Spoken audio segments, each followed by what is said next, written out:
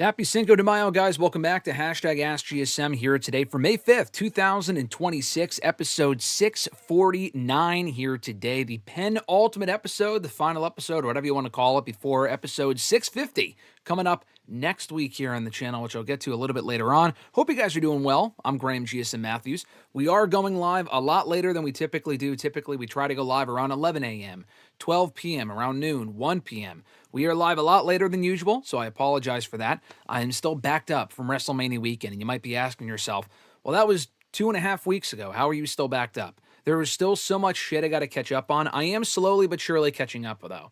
The biggest thing I have to catch up on is the reviews on WrestleRant.com. So for those interested and read those, first of all, thank you. Second of all, they will all be up eventually. That's what I always say, and I stay true to my word. So keep an eye out for those coming soon on WrestleRant.com. But as far as our upload schedule, we should be back to normal. The only outstanding video that has not been uploaded yet, or even recorded actually, is my review of the Real American Hulk Hogan doc. So I've watched the first 2 episodes. I still have to watch the latter 2 episodes. That review will not be up tomorrow, but it should be up hopefully within the next week. I am hoping to finish it and have it up within the next week or so. So keep an eye out for that here on the channel. But yeah, man, there's a lot going on. We did finally publish all the live reaction videos that I took when I was at WrestleMania itself in the press box.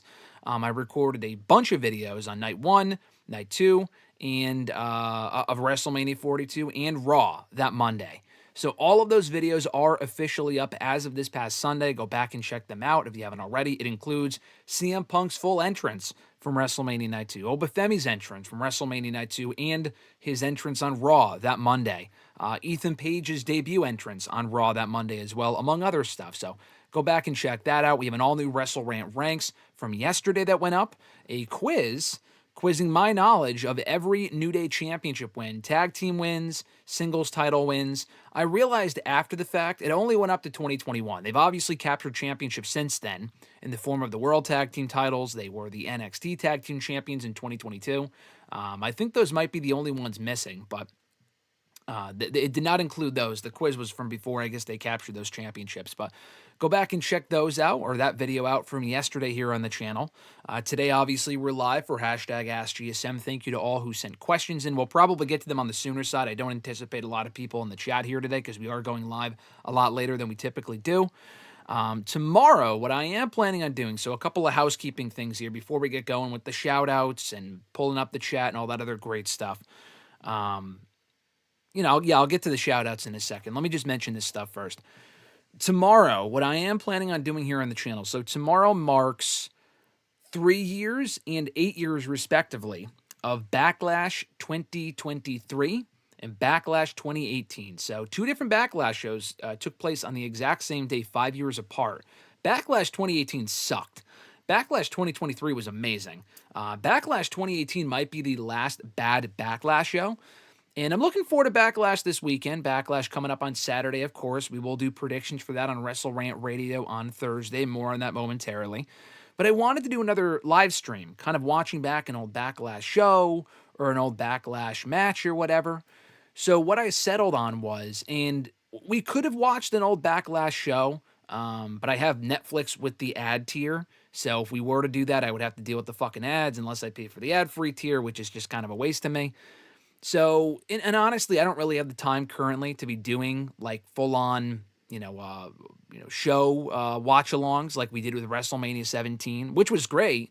I really enjoyed doing that, but that's almost like 4 hours of my time that I kind of have to put aside to just do a watch-along here on YouTube. So, don't really have that kind of time right now since I am still backed up on stuff, but I do want to do something Backlash-themed going into Backlash this weekend. So what I'm hoping to do and what I'm looking forward to hopefully trying out tomorrow, I'm not sure what time, maybe around noon Eastern, 1 p.m. Eastern, I'm hoping to do a quick watch-along, not of an entire Backlash show. I do want to go back and watch Backlash 08, which is in full for free on YouTube. They posted that on the WWE Vault channel, I think, a year ago. I want to go back and watch that. I haven't seen that show in a very long time. I want to go back and watch that and review it for a written article on WrestleRant.com at some point. But for tomorrow, what I would like to do, since tomorrow marks the anniversaries of Backlash 2018, Backlash 2023, go back and watch 2 different matches. I was planning to do only one match, It could only end up being one match. We'll see. I am hoping to do two. So first, Bad Bunny versus Damian Priest. Tomorrow marks, I believe, the 3-year anniversary since that match. So we will go back and watch that match tomorrow here on YouTube. And then we will also watch Rollins and Miz for the Intercontinental Championship from Backlash 2018. Honestly, one of my favorite Miz matches and one of my favorite Rollins matches. That show sucked, but that match itself was amazing. So we will likely go back and watch both of those matches. Of course, I will not put the match here up here on the screen, but we'll play the audio, have it playing in the background, and you guys can watch along. So that should be coming up tomorrow. I have not scheduled a stream or anything, but keep an eye out for that coming up tomorrow here on the channel. Thursday, of course, WrestleRant Radio, back to normal on Thursdays with Mr. Marceau. We should be live, scheduling conflict-wise, we should be live around 8 a.m., so we're going to be live really early on Thursday morning, so if you want to join us live, be sure to tune in around 8 a.m., 8:15 a.m., we'll see what time we go live the following week, kind of just depends on the schedules, but, yeah, so we should be live around 8 a.m. for WrestleRant Radio coming up on Thursday. We will preview Backlash and have a lot more to say about the New Day departures, the latest WWE releases, which we will, of course, be talking about here today on the show. And, myself and Mr. Marceau live for WrestleRant Radio first thing Thursday morning Eastern Time. Friday, WrestleRant Radio excerpt from Thursday. Saturday, WrestleRant Radio excerpt from Thursday. Sunday, not sure what's going on yet. If I do watch and review the Hogan doc before Sunday, that should be up by Sunday. Probably not, but that is a possibility. I'll probably put up some miscellaneous content on Sunday, if anything. Next Monday should be WrestleRant Ranks. For next week, I do want to mention this real quick. I know we're kind of getting ahead of the 8 ball here, but all of next week, I will be away. Alexis and I mixed up Alexis and away there. Alexis and I will be away next week on vacation, but what I'm hoping to do is still do the live streams. So I will pre-record the WrestleRant Ranks, put it up on Monday, ideally. Tuesday and Thursday, not sure what time next Thursday for WrestleRant Radio to review Backlash, preview the Rousey-Carano fight. If we do a show on Thursday, I'm not entirely sure yet, but on Tuesday, though, next Tuesday, not sure what time, but for episode 650 of the show, just kind of happens where it's a milestone of the show for episode 650. Alexis should be back for that episode. Obviously, we will be away, so she'll be with me and we'll be available. I'll be kind of just free time-wise, as she will be as well. So what I'm hoping to do is have her on the show next Tuesday for episode 650 while we're away. Probably a lot earlier than today. It would be like 11, 12, a.m., p.m. Eastern time. So 650 next week should be still live per usual on that Tuesday, although we will be on vacation, but I take no days off. So WrestleRant Radio is to be determined. I don't know if we'll still do it that Thursday, if I'll do it a different day instead. As of now, that will stay on Thursday, and that's about it. So we have a lot of content coming up here on the channel in the next week and a half. Some other interviews I'm recording as well with the makers of a documentary that's coming out on an indie corporate, like indie wrestling. I have to still watch the doc. They gave me a screener to watch it, but I have to interview them tomorrow. That should be up at some point. Another indie wrestler I'll be talking to as well. That interview should be scheduled and put up at some point by the end of the month. But yeah, man, a lot going on. So if you haven't already, please subscribe here to the channel. Turn on notifications. You'll be notified every time we upload new content, which is pretty much every single day. You'll also be notified, ideally. Sometimes YouTube fucks me over, as they do with a lot of other people. But you'll also be notified anytime we're live here on the channel for hashtag AskGSM and WrestleRant Radio, respectively, every single week, including our occasional live streams like tomorrow, like I said, for a Backlash watch-along, or really any other Backlash matches. I'm going to try to watch those two matches, but maybe we'll end up watching more than that, depending on who's here, who's watching along, any requests, and stuff like that. So stay tuned for more information on that. Let me just go to the shout-outs and the other information real quick. Before we get going with the live chat and whoever's here dropping in comments and questions, I know I saw Johnny earlier. Want to shout out the channel members: Alexis, Miss Von Matthews, speaking to the devil, Dillon, DiGiacomo, Mrs. Renee, Daniel Malcolm, at I'm Quarter on X, DJ Swerve1, at Swerve1 on IG, Mr. Marceau, at RJ_Marceau on X, John Ritland, Real Honesty with John Ritland on YouTube, Richie Red Planet Wrestling on YouTube, and Average Grunt at gruntwrestling.bluesky.social on Blue Sky. $5 a month allows you to become a WrestleRant All Access Pass channel member. You get a little badge next to your name here in the chat. Top billing on hashtag AskGSM and WrestleRant Radio. If you have any topics or questions you want me and Mr. Marceau to discuss on either show, shout outs at the beginning and end of every single live stream that we do here on the channel, and so much more. But at the very least, if you want to just support this show, just be sure to like this video, like I said earlier, and subscribe. Last but not least, if you want to send in a question to this show for next week's episode of hashtag AskGSM, for episode 650, live with Alexis ideally, not set in stone, but that is the working plan. You can tweet me on the Twitter machine at WrestleRant with the hashtag AskGSM. Find me on Facebook as well, facebook.com/gram.gsm.matthews. Include your question on the post I usually put up on Monday nights, if not on the wall itself. And last but certainly not least, drop your question down below in the comment section on this very video after it's processed and up and available to leave comments on, of course. And we will include your questions in next week's edition. But if you are watching live, be sure to include your question in the chat, and I will get to it momentarily. So I think that's everything. Let me, I know almost 15 minutes later, we can finally get going here with the questions in the chat and whatnot. Give me one sec. The subscriber thing I only changed. Last week I had it to like an hour, where you had to be subscribed to the channel for like an hour before you can leave a comment. That was in the wake of the whole Bubba Ray Dudley stuff. I was trying to cut down on any potential trolls, which I think may have worked if that was ever a problem to begin with, but I changed it back to 15. So if you've been a channel member, or not member, but a subscriber for 15 minutes or longer, then you're able to comment here on the channel.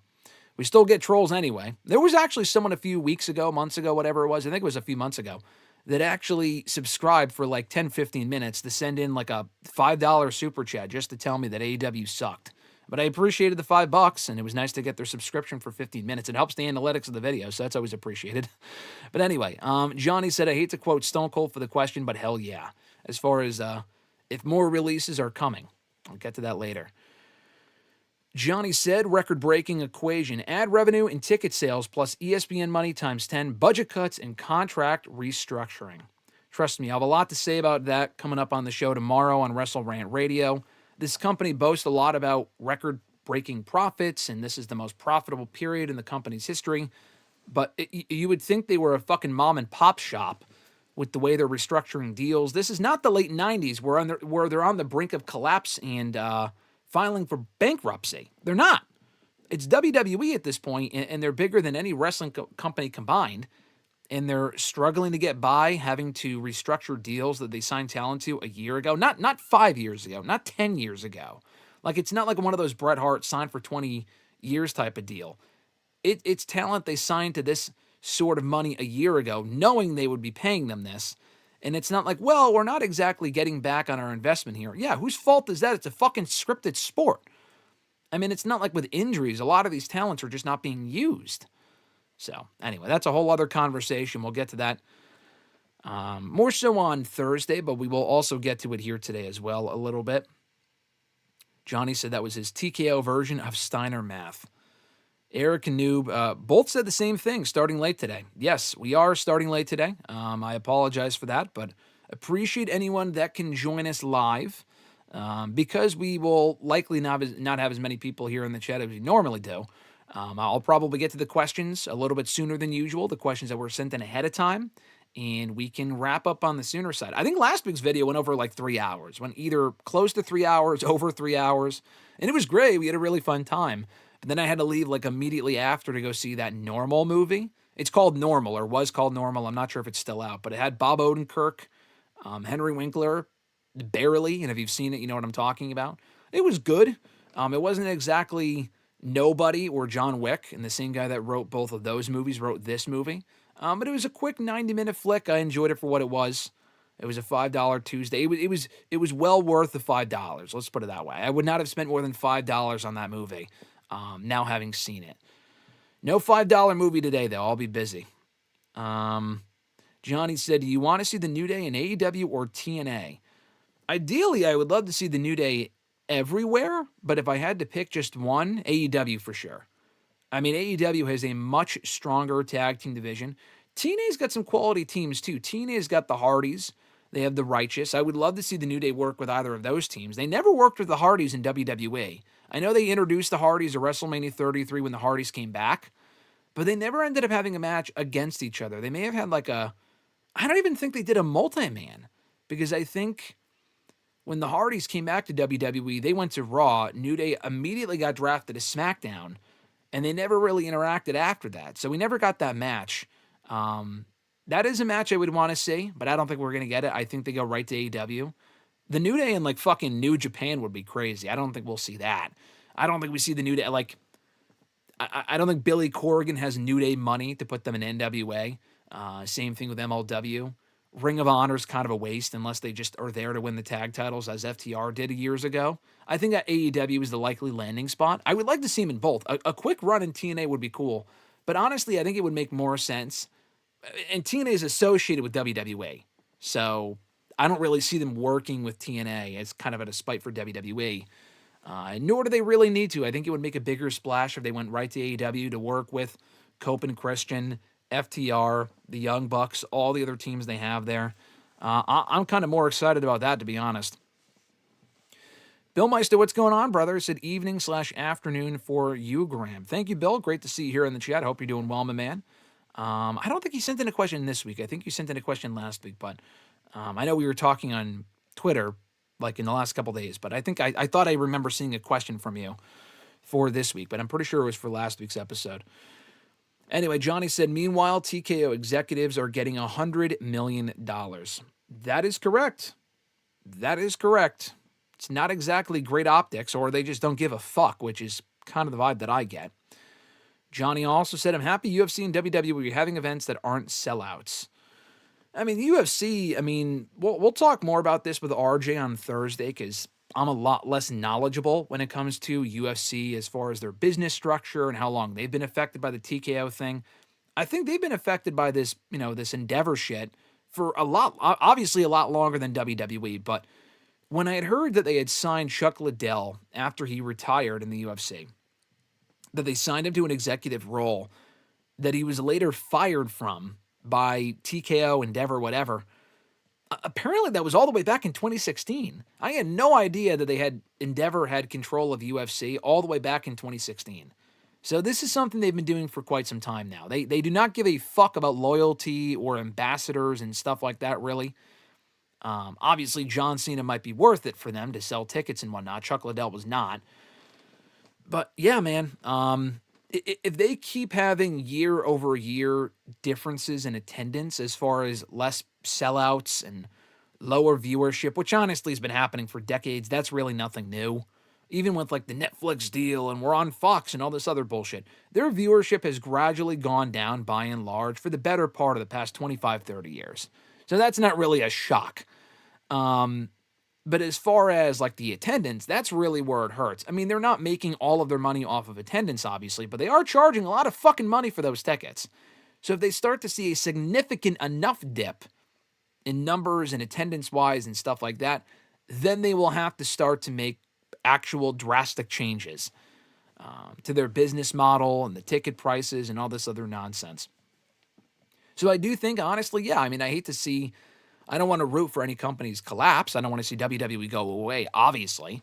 But nothing will really change until they have an incentive to change. Creatively, they're not going to fucking change if they keep seeing record-breaking numbers and record-breaking profits. They're going to keep doing the same shit they've always done. Not only creatively, but their kind of slimy tactics behind the scenes that we've seen more and more of in the last 2 years. Something's got to give. And at some point, I think we will have to reach that point where it's all going to come crashing down. Not to quote Hogan's theme song, but it's going to all come crashing down, and it's going to hurt inside for TKO. Bill said, got to get your thoughts on no creative for LA Knight. Does it mean the end? Another Triple H false promise of good things for those who wait. Yeah, man, the LA Knight stuff just pisses me off. So what happened was, not only is he just directionless per usual, shocker, I know, I tweeted that earlier today, but he was supposed to have a feud, and honestly, I'm not entirely, maybe not disappointed, but I'm not like, oh man, I wish we got that feud. He was supposed to feud with Gunther. We know that for a fact because they interacted on the post-WrestleMania Raw. There was no follow-up.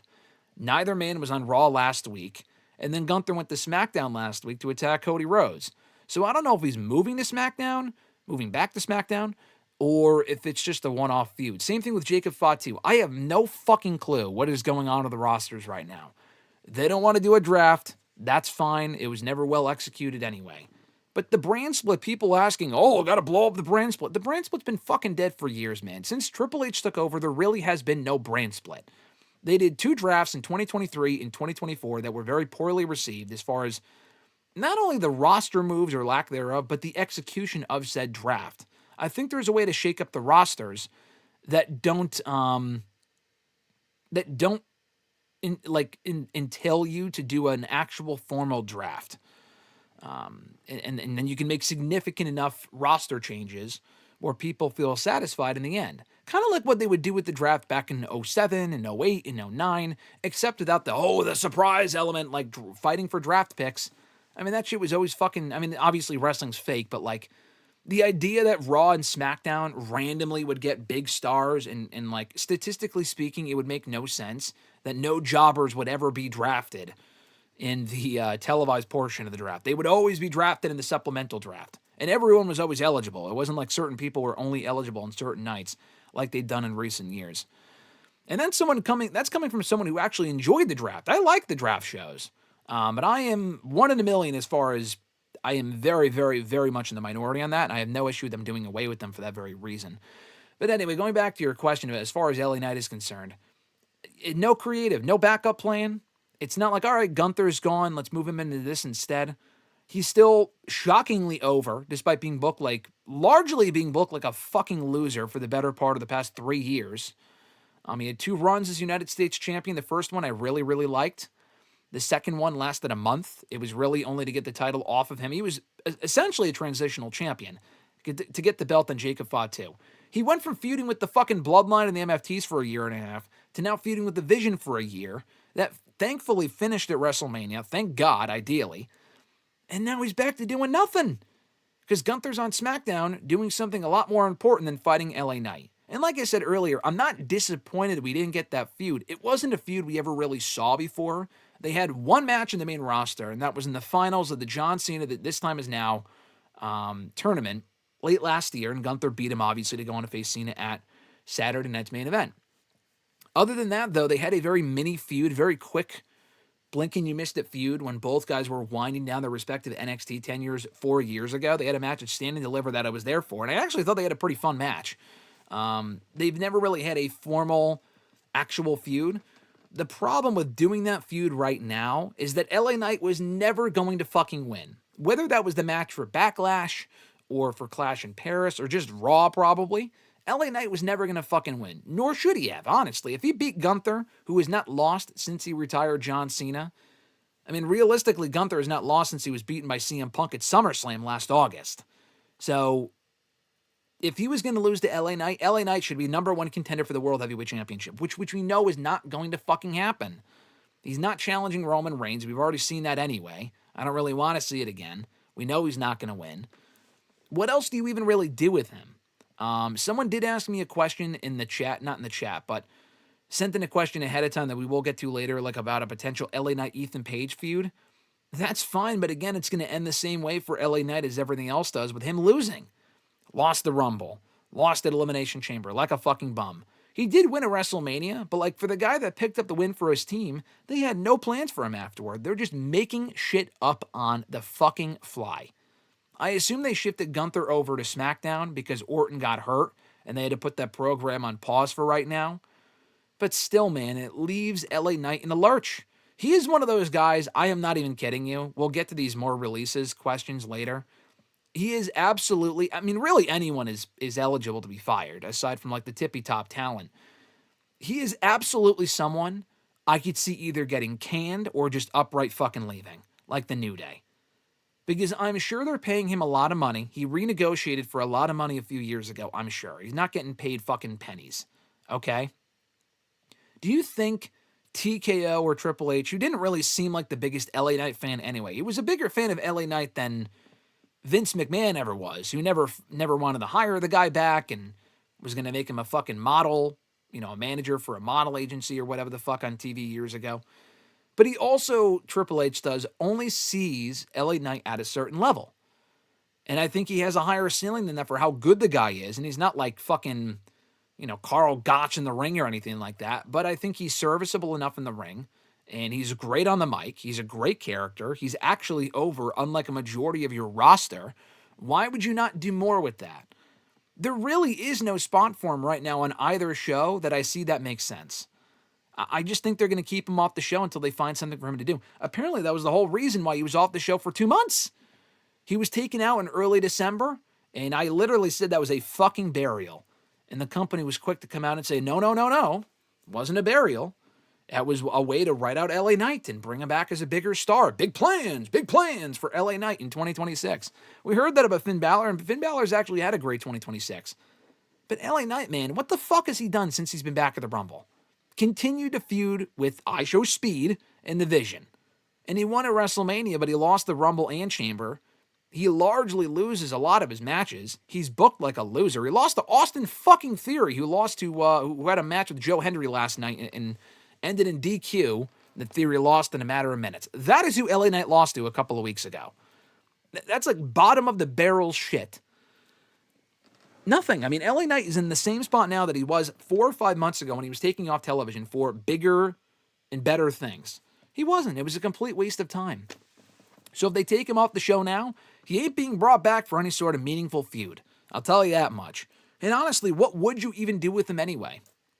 Aside from utilizing him for elevating someone else like an Ethan Page. Does an LA Knight Rusev feud really excite anyone? No. I would probably just put him in the Intercontinental Championship picture. He feels bigger than that because he is. But like, what the fuck else do you do with him? Do you try turning him heel, even though he's still popular? I mean, I guess. He's not facing Roman. Like I said, for the World Heavyweight Championship. He would get fucking destroyed by Obafemi. CM Punk is an option. I still think CM Punk's going to SmackDown. If you turn LA Knight heel, which I am skeptical about, but he hasn't been a heel in a few years, so, I mean, it may not hurt. I mean, the booking would probably suck, but whatever. They might just take the one thing that is remaining for LA Knight's, that is still with LA Knight, and that being his popularity and standing with the fans. But honestly, a Punk LA Knight feud might be the only option, because I don't really know what else to do with him. He's not feuding with Penta for the IC Championship, that he's kind of busy right now. Obafemi would kill him. He ain't facing Cody Rhodes for the WWE Championship. We know that. Orton's out. Fatu's feuding with Roman. LA Knight and Drew. I like that idea of a feud. Maybe Drew comes over to Raw, but Drew's, I don't know. He's off TV right now too. So that was a very long answer for you, but yeah, don't buy this bullshit. Yeah, sometimes you do have to let things play out. But this company, that has been the mantra for this company for decades. Triple H, Vince, it's been going back decades. And it hasn't really made much of a difference because sometimes, yeah, they do have a long-term plan. A lot of times they don't. A lot of times plans change or they don't have a plan and they're just telling you that. They're just telling you that they do have a plan when they actually don't. So don't buy that bullshit like, oh, we'll let it play out. LA Knight, big plans. Like, fuck you. If you've been a wrestling fan for long enough, then you know when it does make sense to play things out. I've been saying that about the Jacob Fatu thing. I still think they will go back to that. I still think that Jacob Fatu was attacked by Randy Orton. And maybe I'm psycho for thinking that. But I think that whole thing wasn't really paid off properly because Orton got hurt.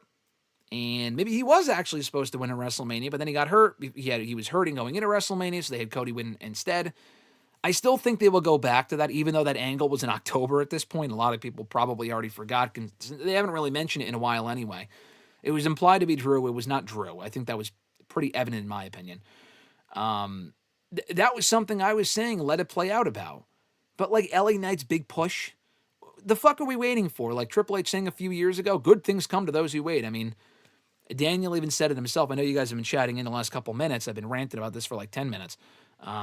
I'll get to the rest of your comments in a second. But Daniel even said, come on, Graham, good things come to those who wait. Triple H on LA Knight in the big 2023.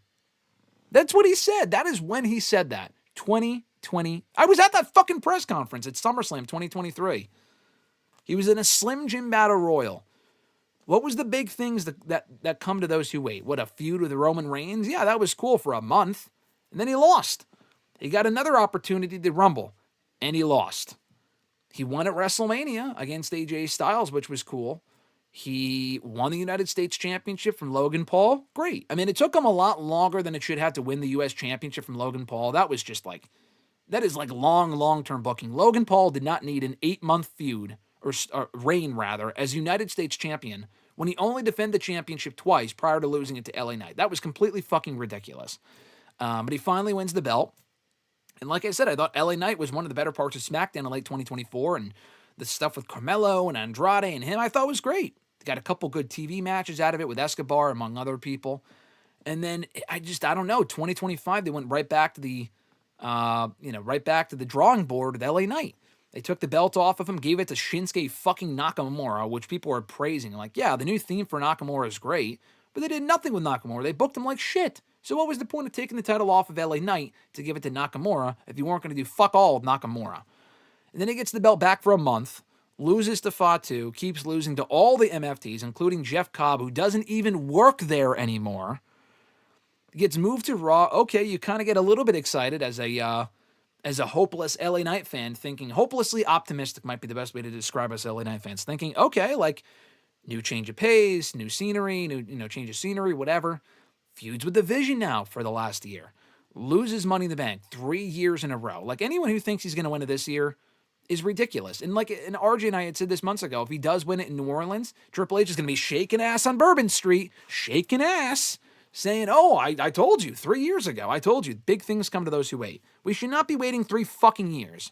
And at that point, people may not even care because it's been so long. The guy's already 42, 43 years old or whatever it is. He could still be world champion, but they're not doing themselves any favors by just spinning the wheel over and over. But yeah, man, he lost Money in the Bank. Was he even at SummerSlam? I don't think he was. I think he was just off the show. Like, he beat Rollins at Saturday Night's Main Event in that scripted injury angle bullshit. And that was it. Like, he lost almost every match that he had against the Vision after that. He lost a Clash in Paris in that Fatal 4-Way for the World Heavyweight Championship. He lost a bunch of matches against Jey Uso. Failed in the John Cena tournament. Wasn't in War Games, I don't think, was he? I think he had a spot taken by fucking Roman or Jimmy Uso or someone else. Wasn't even in War Games. I mean, what did he do at WrestleMania this year? He was in the iShow Speed shit. And again, he won, but to no follow-up. 0 follow-up. I know I've been talking about this for 15 minutes, but it just pisses me the fuck off, man. The booking of LA Knight is among Triple H's biggest botches as a booker. Hands down. Number 1 has got to be the John Cena heel turn. Number 2 has got to be the New Day heel turn. And to me, number 3, the overall booking of LA Knight. Triple H was a godsend for making him, for turning him from Max Dupree to LA Knight. He was responsible for that. Otherwise, LA Knight probably would have left the company and gotten fired 4 years ago. He was this close to getting cut before Triple H swooped in, took over, and saved the guy's career. But again, I think he only sees him at a certain level. Even the Bray Wyatt feud I liked, but their match was terrible. I mean, I don't know if that's a Triple H issue, but it's not like LA Knight was at WrestleMania that year. He wasn't. I don't really understand. Anyway, let me backtrack a little bit here. Thank you all for joining, by the way. Anyone who has since joined in the last 10, 15 minutes since I started ranting about LA Knight. Great to see you guys. Johnny said, Mortal Kombat 2 is a little like an AEW pay-per-view. Fight after fight after fight. Have you seen the movie, Johnny, or are you just assuming that's the case? I have not seen Mortal Kombat 1. I will not be seeing Mortal Kombat 2. I don't really care about Mortal Kombat, so I don't really have any interest in seeing it. AJ said, what are your thoughts on Roman's June schedule getting cut? Well, the new report is that it was a clerical error for why he was advertised for all those Raws in the first place. I don't think that means anything as far as him losing the championship this weekend. He could. Anything's possible. I don't think he will. I think it's pretty predictable that Roman Reigns will win. Could they put the belt on Roman or they put the belt on Jacob and then, which honestly at that point, just keep the belt on Punk. Why even have Roman take it to WrestleMania? I think that's just stupid. But anyway, they could have Jacob win with an assist from the Usos. I don't really care to see that. Like a new bloodline with Jacob as the leader. Like, can we just move on from this shit? Like, I like the Jacob-Roman feud. It does not need the Usos. But anyway, yeah, I thought that was weird that they announced so many Raws with Roman on them, and now he's not on them. I mean, if you put your tinfoil hat on as a part of the whole TKO restructuring thing, now do I think they asked him to restructure his deal? Sean Ross Sapp said no. Other sources have said no, so I'm not going to say that's the case. I just thought that whole thing was weird. I feel like the clerical error, that could be all it is, but there might be more to it than that. I'm not saying Roman's leaving. I mean, people jump to conclusions thinking, oh, he's going to drop the belt and leave. I mean, again, anything's possible. I would severely doubt it. But yeah, it's a bummer because I was kind of looking forward to Roman Reigns being full-time for the next 2-3 months. Like, he was on a lot of Raws going into WrestleMania. He's on a lot of Raws right now. He was on every Raw going to Backlash. I think he's on every Raw this coming month, in the month of May. It would have been cool to see him on every Raw in June too, but I assume in the report indicated that he's not on the Night of Champions pay-per-view, which is pretty fucking stupid. Unless he loses the championship before then, why would he not be on Night of Champions? It's a show literally called Night of fucking Champions. He's not going to defend the World Heavyweight title? What the fuck? In Saudi? You would think they would want Roman in Saudi. It's just very odd to me. But yeah, maybe he gets re-added. I don't know. I don't really think that means Jacob Fatu wins this weekend, though, although I would love to see it. Daniel said earlier, you didn't watch a lick of Raw since the Knicks were playing, so I'm just here for the vibes. Well, great to see you, Daniel. I do see a lot of NBA talk in my timeline. Not only from you, but like just simply like a lot of people that I follow. I see a lot of basketball talk and whatnot. It's always entertaining to kind of, you talk about just being here for the vibes. That's me with the NBA. I don't watch the games, but I kind of get a gist of what's going on from watching my timeline and hearing what Mr. Marceau says and whatnot. Fernando said, happy Revenge of the 5th. Happy Revenge of the 5th as well, Fernando, to you as well. I did watch the final episodes of Maul. For those that haven't seen it, I won't say anything beyond the fact that I thought it was great. I thought the last 2 episodes were really good. It was a really good show overall. I mean, Star Wars shows in general are very slow, but I think when they pick up, like when they hit, they hit. And I think it always builds to typically something really good. Star Wars animation specifically is awesome. Like, I think Clone Wars is among the best shit they've ever done. Rebels is really good. I feel like that's kind of underrated. I have never seen Resistance. I got to go back and watch that at some point. Bad Batch was great. The Tales of the Empire, or Tales of the Sith, Tales of the Jedi, those little short episodes they've released in recent years were also really good. Yeah, I think that's about it. What other animated shows have they done? Those might be the biggest ones. But they're all great, and Maul was really good too, and they've already announced they're doing a season 2. So yeah, that was a nice way to cap off my May the 4th was us watching those 2 episodes. I watched Raw, and then I caught up on those 2 episodes. Fernando said top 5 New Day matches. Oof. Someone asked coming into this episode what my thoughts were on, or what I would think would be Kofi's and Xavier's best singles matches in WWE, so that's not what this question is. If you're asking just tag team matches, their Hell in a Cell match with the New Day, they are the fucking New Day, with the Usos from 2017. That would easily be number 1. What else? I mean, really, you could say any of the Usos matches. They had a couple. I was actually there for one of their matches at on the first SmackDown of 2022. It was a street fight. They had a really good match on that show. They had a great match at the end of 2022 on SmackDown, where if Usos won, they would break the New Day's record for longest reigning WWE main roster tag team champions, and they did. That was a really good match on SmackDown that year. What other? I mean, the matches they had with the Dudley Boys were good. None of them were really that great. I think the best of those matches was at Hell in the Cell in 2015, but like none of those matches were like great. They had a match with the Vaudevillains that was fine. Honestly, my favorite New Day match, aside from the Hell in the Cell match from 2017, genuinely might be their triple threat tag team match, and I was there for this one too, at TLC 2015. Against the Usos, I believe, in the Lucha Dragons. It was a 3-way ladder match. And we see a lot of tag team ladder matches nowadays in all these companies. They were not doing them at all back then. Like, I had begged for them to do a multi-team ladder match going into that show because we had not seen one in like 20 fucking years.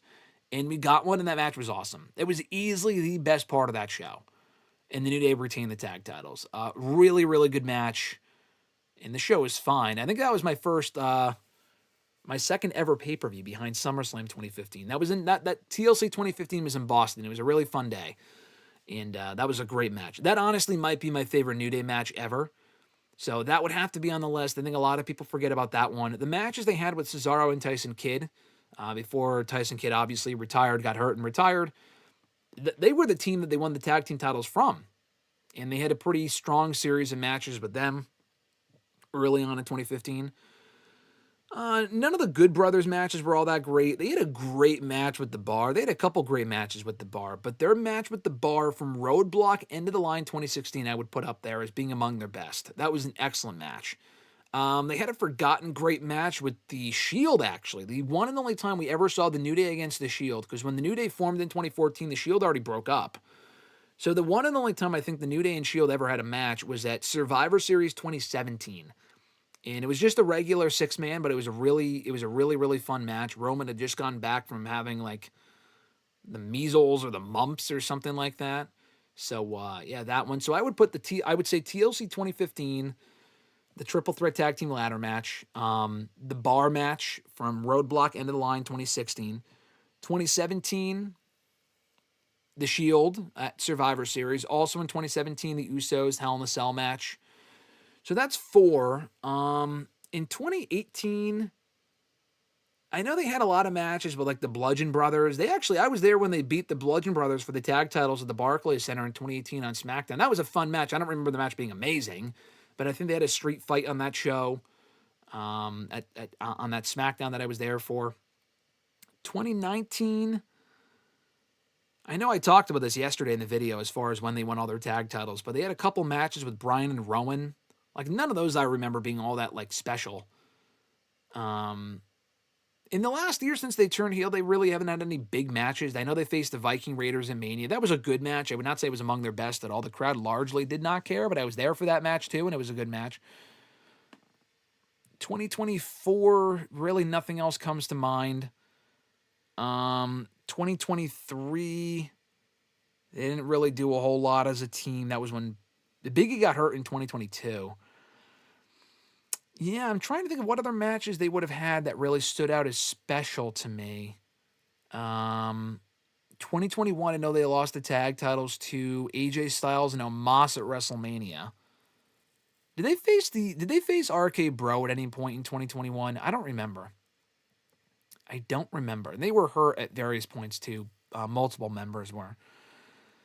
Yeah, those I can only really think of 4. I mean, honestly, you could put any of the other Uso matches on there, like I said. I mean, that Gauntlet. I mean, actually, you know what? Another match. The Gauntlet match they had on SmackDown. I was there for that, too, at Mohegan Sun in Connecticut in 2019. That was what led to Kofi Mania. We were already kind of getting Kofi Mania, but it was what, in storyline, earned Kofi the shot at the WWE title at WrestleMania. So I would say that one, too. That was a great... It was less about the match and more so about the story they were telling. So I would say their Gauntlet from 2019 SmackDown... the two 2017 matches against The Shield and the Usos inside Hell in a Cell. 2016 with The Bar. And 2015, the TLC 2015 match, the Triple Threat Tag Team Ladder match. Those, to me, are the New Day's best 5 matches. And I'm sure there's others if I'm forgetting, but if I forget any, just let me know. Millennial Noob said the match between Asuka and Io Sky at Backlash has Match of the Year written on it this weekend. But I'm a little worried about what's going to happen to Asuka and Io after Backlash. As am I. I think they're going to have a great match this weekend, even without the whole Kairi Sane thing, and there's still a chance they bring her back. And listen, if they bring her back, I'm all for the woman getting a paycheck, but if they're going to bring her back just for the optics of, oh, look, we brought her back, you wanted her, we got her, and if you're not going to do anything with her, like a la R-Truth, just let her go. Like, just let her, I mean, she wants to go back to Japan probably anyway, I would imagine. So, and not to wrestle, but like to live there. So I would not bring her back for a full-on run. And again, unless she really wants that, I can't imagine she would want to be brought back for a 3rd time after getting fired twice. Who's to say that she wouldn't get fired again in a year? You know, if they brought her back for a one-off to finish that story, that would be great. And I kind of hope they do. I'm not expecting it, but that would be nice. They should have just done that from the get-go, but who am I? As far as what happens to them after Backlash, I have no idea. Honestly, I could see one of them going to SmackDown. They just did this. They did a whole Rio breakup of Rhea and Io twice. After Elimination Chamber, then again after WrestleMania. So to have them reunite on SmackDown would just be stupid. I would keep Io on Raw. Maybe you move Asuka to SmackDown, but then she's right back with Rhea, and we've already seen Rhea and Asuka a whole bunch of times. So honestly, I don't really know what the fuck you do with either one of them. I am worried as well, and it's not like you can put Asuka and Kairi back in the tag team scene because Kairi's gone. So I don't know what the end game is there, unless they start to team up, which I don't really care to see that either. Fernando said, TNA is terrible. For New Day, what the fuck are we talking about? I wouldn't say TNA is terrible for the New Day, but it's not. I would rather see them in AEW. Fernando said, this is the new reality for WWE. Everyone is expendable. You are correct. They don't care about loyalty or anything else. They don't give a fuck, brother. They don't care. How can executives be making all this money but releases talent like they are bleeding money? Anyone who justifies this kind of business practices is trash. You would be surprised, Fernando, how many people I've seen try to justify it. I mean, there really is no excuse. It's not like they're losing money and they're on hard times and they have to start releasing people to justify, whatever. I think it really is just a case of they're still in debt. Guess what? Every fucking company's in debt. I don't know. I mean, other companies do this too. It's just, it's gross. It's gross. I mean, they can afford to pay these people. But what I don't here's my bigger issue. Releases happen all the time in any company, in any genre of entertainment, sports, literally life. That is fucking life. Every company's in debt. Disney does this constantly. All these studio companies do it constantly. My problem is this, and it's not like sports in this way.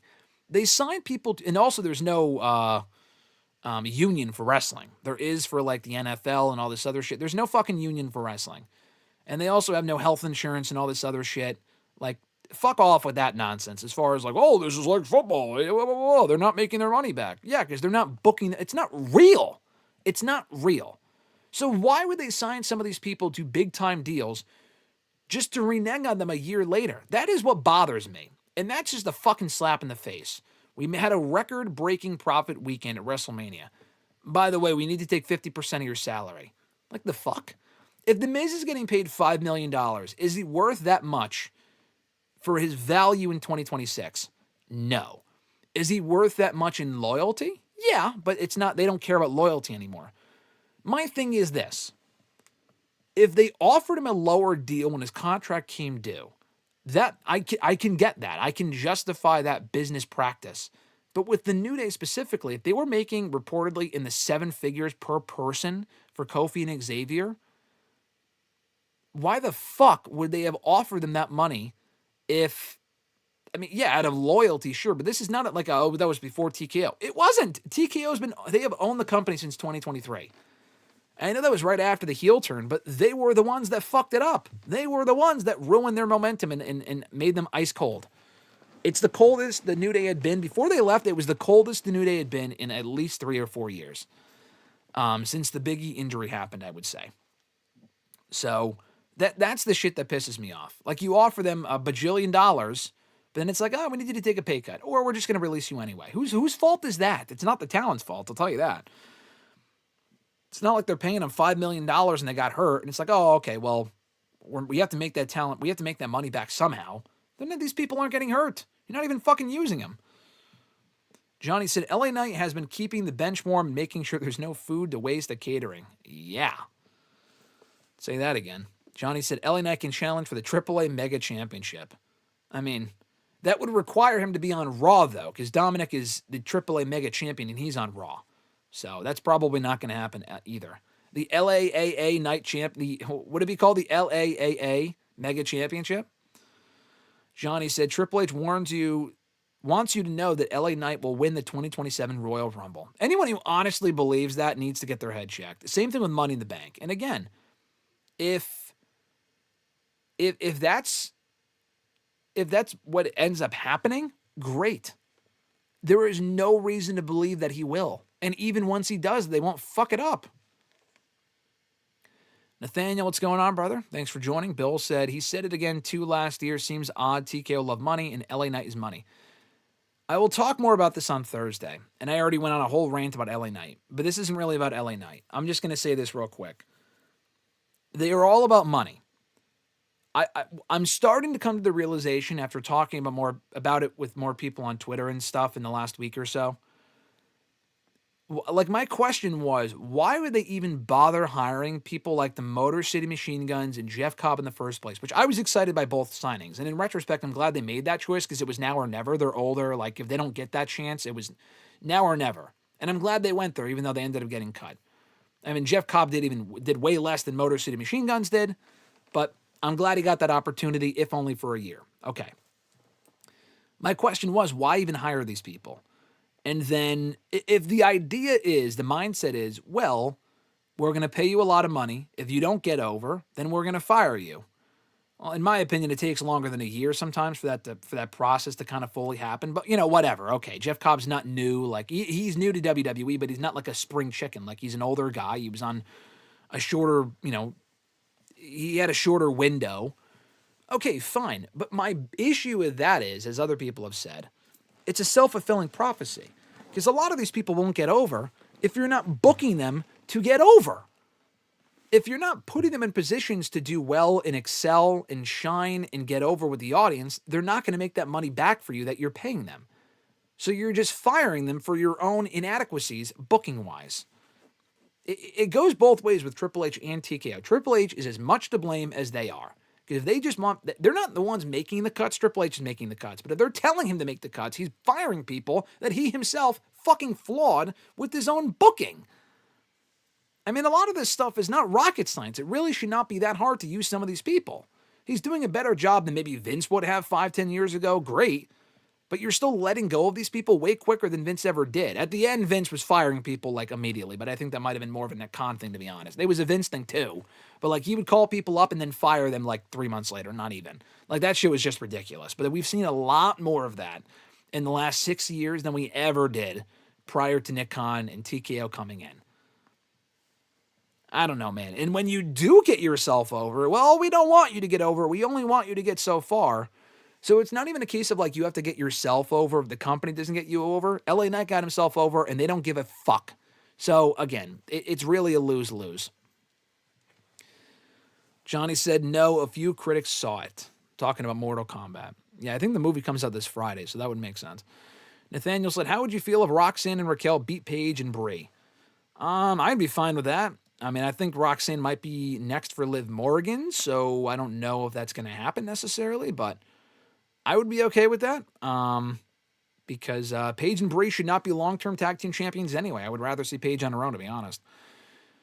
Nathaniel said, I think we might get Finn and Roxanne versus Liv and Raquel. I don't think we're getting versus Liv and Raquel. Finn is not facing Liv and Raquel. We might get Finn and Roxanne versus Liv and Dom. That would make more sense. Bill said, Graham, what do they do with Tama Tonga now that his brother and Jason Mateo were gone? Is he who Jacob was talking to? A couple things here. I don't think Jacob was talking to anyone. If they just do the mystery caller bullshit with Jacob again, this company is fucking cooked. I mean, the mystery caller thing was unnecessary in the first place, and the ultimate endgame was terrible. I don't know why Jacob Fatu would be talking to Tama Tonga when he's already on the same show as him. So that wouldn't even make sense. No, I don't think Tama Tonga ties into the whole Jacob Fatu thing. They were teasing Tama Tonga breaking off on his own from the MFTs. So why would you just put him with Fatu or another group? You're basically just trading one Samoan group for another. That would just be stupid. To me, that would be dumb. What do you do with Tama Tonga? I had seen Brian Alvarez say, apparently he had said that Tama Tonga was on a cut list a few weeks ago. Then they didn't release him the next day, and he didn't end up being on that list. But he was at one point. That tells me he could still be fucking fired. He was not on SmackDown last week. Tama Tonga wasn't on SmackDown 2 weeks ago. He was last week. He's not fired. He could still get fired. Who the fuck knows? Honestly, I think they could all just end up getting fired. I think they can end up just scrapping the entire MFT thing, keeping likely Solo, but getting rid of Tama Tonga and Tala Tonga. I think Tama Tonga has a higher ceiling. Tala Tonga is younger. I think Tama Tonga, he's older, but I think they've built him up for so long, racking up wins over all these people. He pinned Carmelo Hayes at one point. He pinned Ilya Dragunov at one point. I mean, he's pinned so many fucking people. Why would you just go ahead and release him? I guess they did with Aleister Black, so I don't know, man. I don't know what this company's doing anymore. I would put Tama Tonga on his own. Now that his brother's gone and they don't give a fuck about the tag team division, clearly, I would put Tama Tonga on his own and try pushing him that way. Fernando said, Roman is leaving. Roman leaving is a stupid prediction. He just won it. This is not possible. Well, I mean, yeah, I don't think Roman's actually leaving. I'm just reciting what other people have said. Nathaniel said, I think Roman should drop the title at SummerSlam to Oba, but maybe Seth. Do you agree? Definitely not Seth. Seth does not need the World Heavyweight Championship again. At least not anytime soon. We already got that Seth almost year-long run from 2023 to 2024, which was great. And then they gave it back to him last year, which is like, okay, we don't really need to, but like I get it because he's like the focal point of Raw. And then he got hurt. Well, guess what? It's over. Time to move on. No, I would give the belt to Oba at SummerSlam, like you said.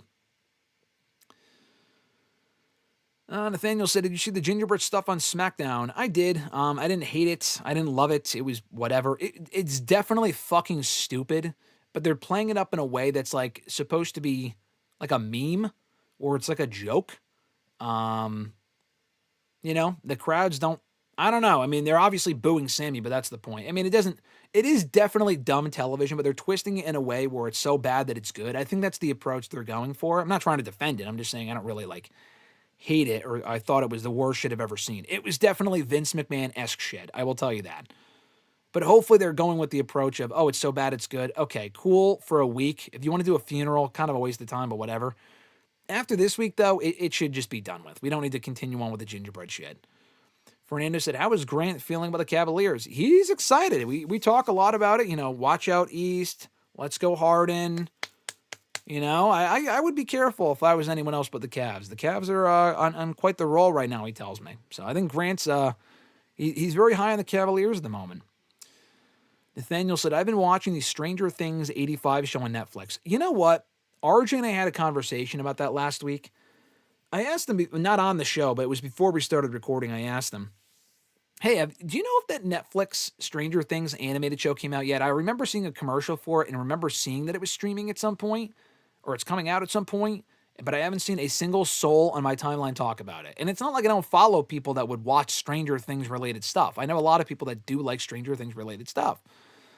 And he looked it up. The show was released like 2 weeks ago or like last Monday or some shit. I have no shit, have not seen a single fucking post about it on social media.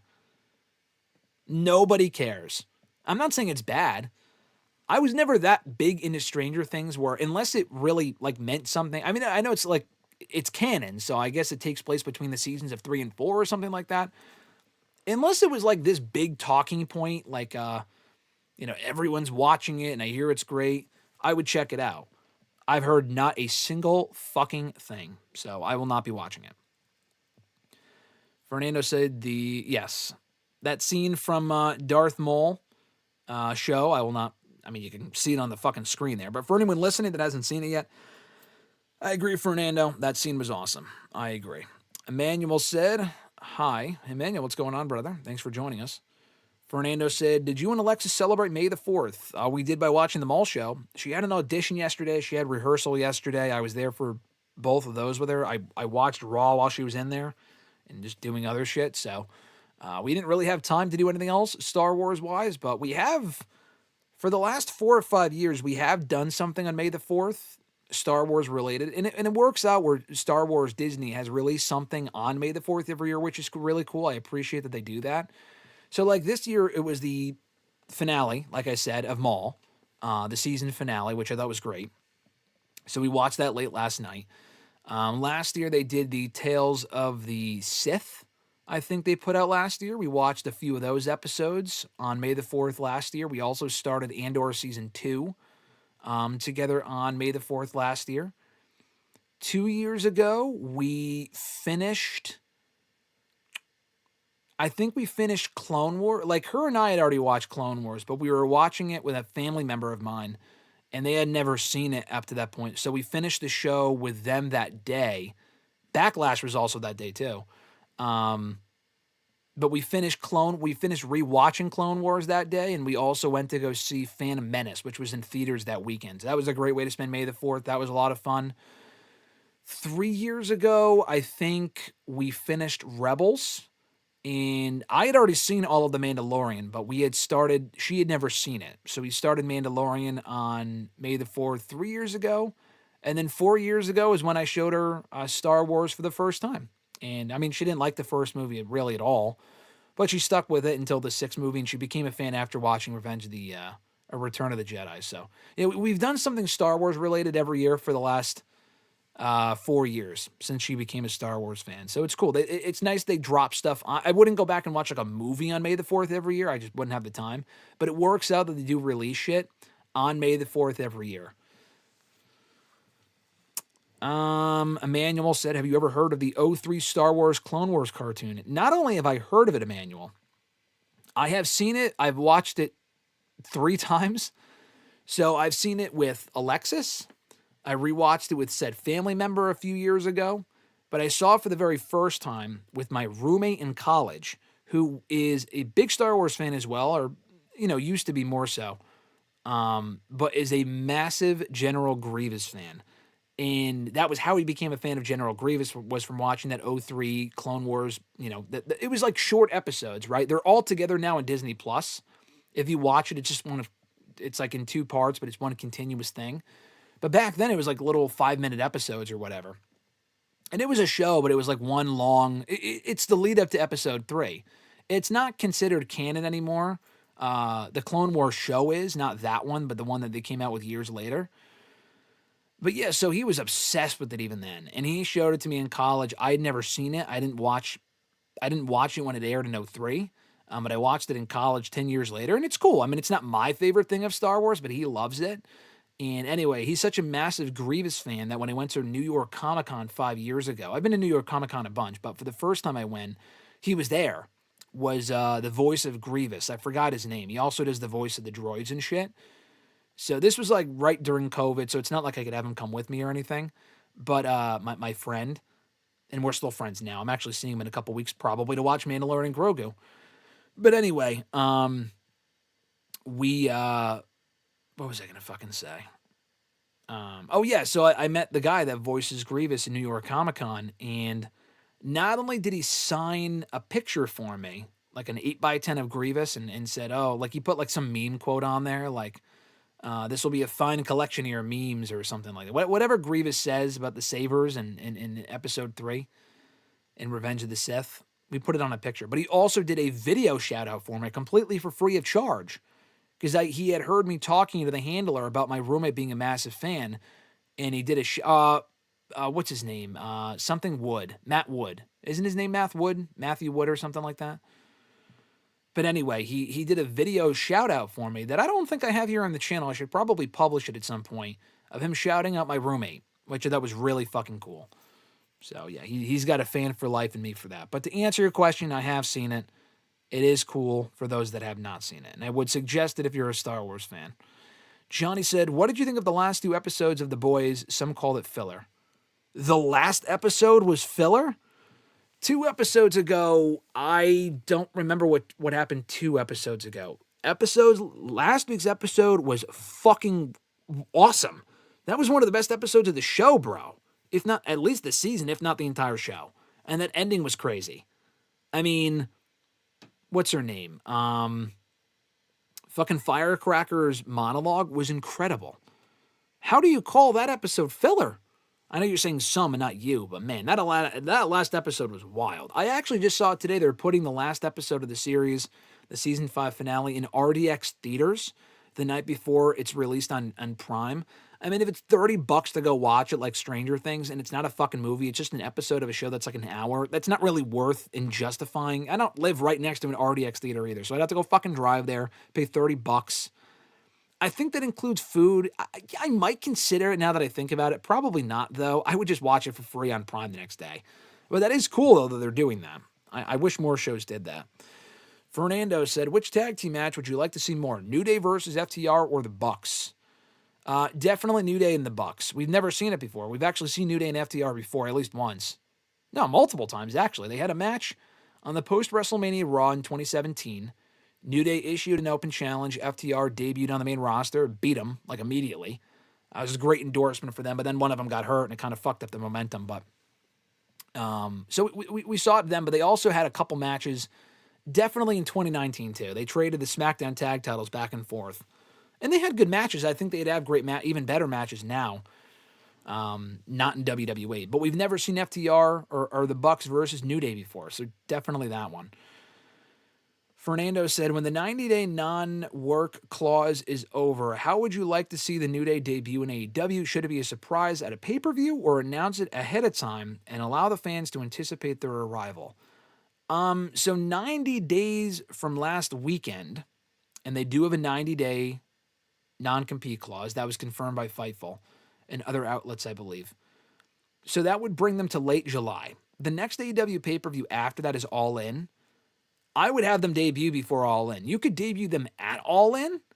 I would debut. So honestly, like I had seen someone say this, what they did with Adam Cole and Danielson and their double debut at All Out 2021, which on paper you would think would be like, oh, why would you overshadow one debut for the other? It ended up being one of the greatest moments in wrestling history. Like that moment, I was there for that in Chicago, was incredible. This wouldn't be the same thing, but you could do that with the Motor City Machine Guns and the New Day. Now, I don't know if the New Day are free this day too. The Machine Guns are free literally. AEW already announced this date. AEW is going to be in Detroit, like at the end of July. The Machine Guns would be free by then. I don't think the New Day would be, but that would be crazy if they debuted them on the same show.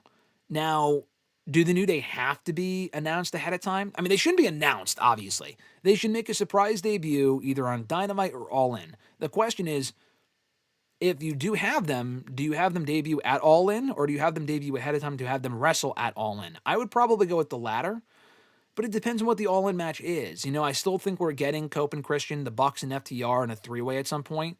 Why not make that a fucking four-way with the Machine Guns? You know what I mean? You may not even need the New Day on that show. Or you do Cope and Christian versus the Bucks, and then FTR versus the Machine Guns, or FTR versus the New Day. You can split them up and do multiple matches, you know? A lot of different ways you can go with it. Fernando said, was Jeff Cobb done dirty? Yes. Yes, he was. Jeff Cobb was never going to be fucking world champion. And I know he's not physically the same now as he was, let's say, 5-10 years ago.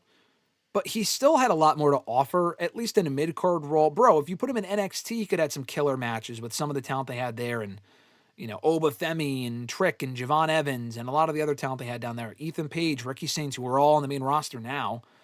But yeah, they put him in the MFTs. I mean, it's not like Cobb had the worst run ever. I mean, bro, he was on the main roster. He made main roster money for a year. He probably made really good money.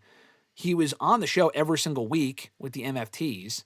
He was technically one half of the WWE Tag Team Champions. So I've seen worst runs. It's not like he was brought in for 2 weeks and then fired. Like, he was there for a year. He was definitely done fucking dirty. But it also could have been worse.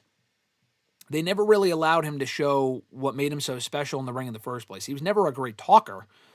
But, like, he could do some pretty cool things in the ring, and he had some good matches in WWE, but never anything that would really blow you away. And I don't really know if he would have gotten that chance on his own anyway, but I feel like they should have at least tried and put him in at least in NXT first, but he may have been fired by now if he didn't, and he would have never made the main roster, so who knows. Nathaniel said, I don't want Kairi Sane to bring her back. Don't bring back Kairi Sane for no reason after Backlash, because then why release her? I completely agree. Noob said the term WWE lifer, it is now non-existent in the eyes of TKO. Correct. Honestly, like, I would have liked New Day to leave WWE regardless. I mean, they've done all they can do in WWE. I just never thought they would leave, because why would they? They're making so much money. You know, creatively, it's not like they care. I also want to mention this, and I'll mention this again on Thursday.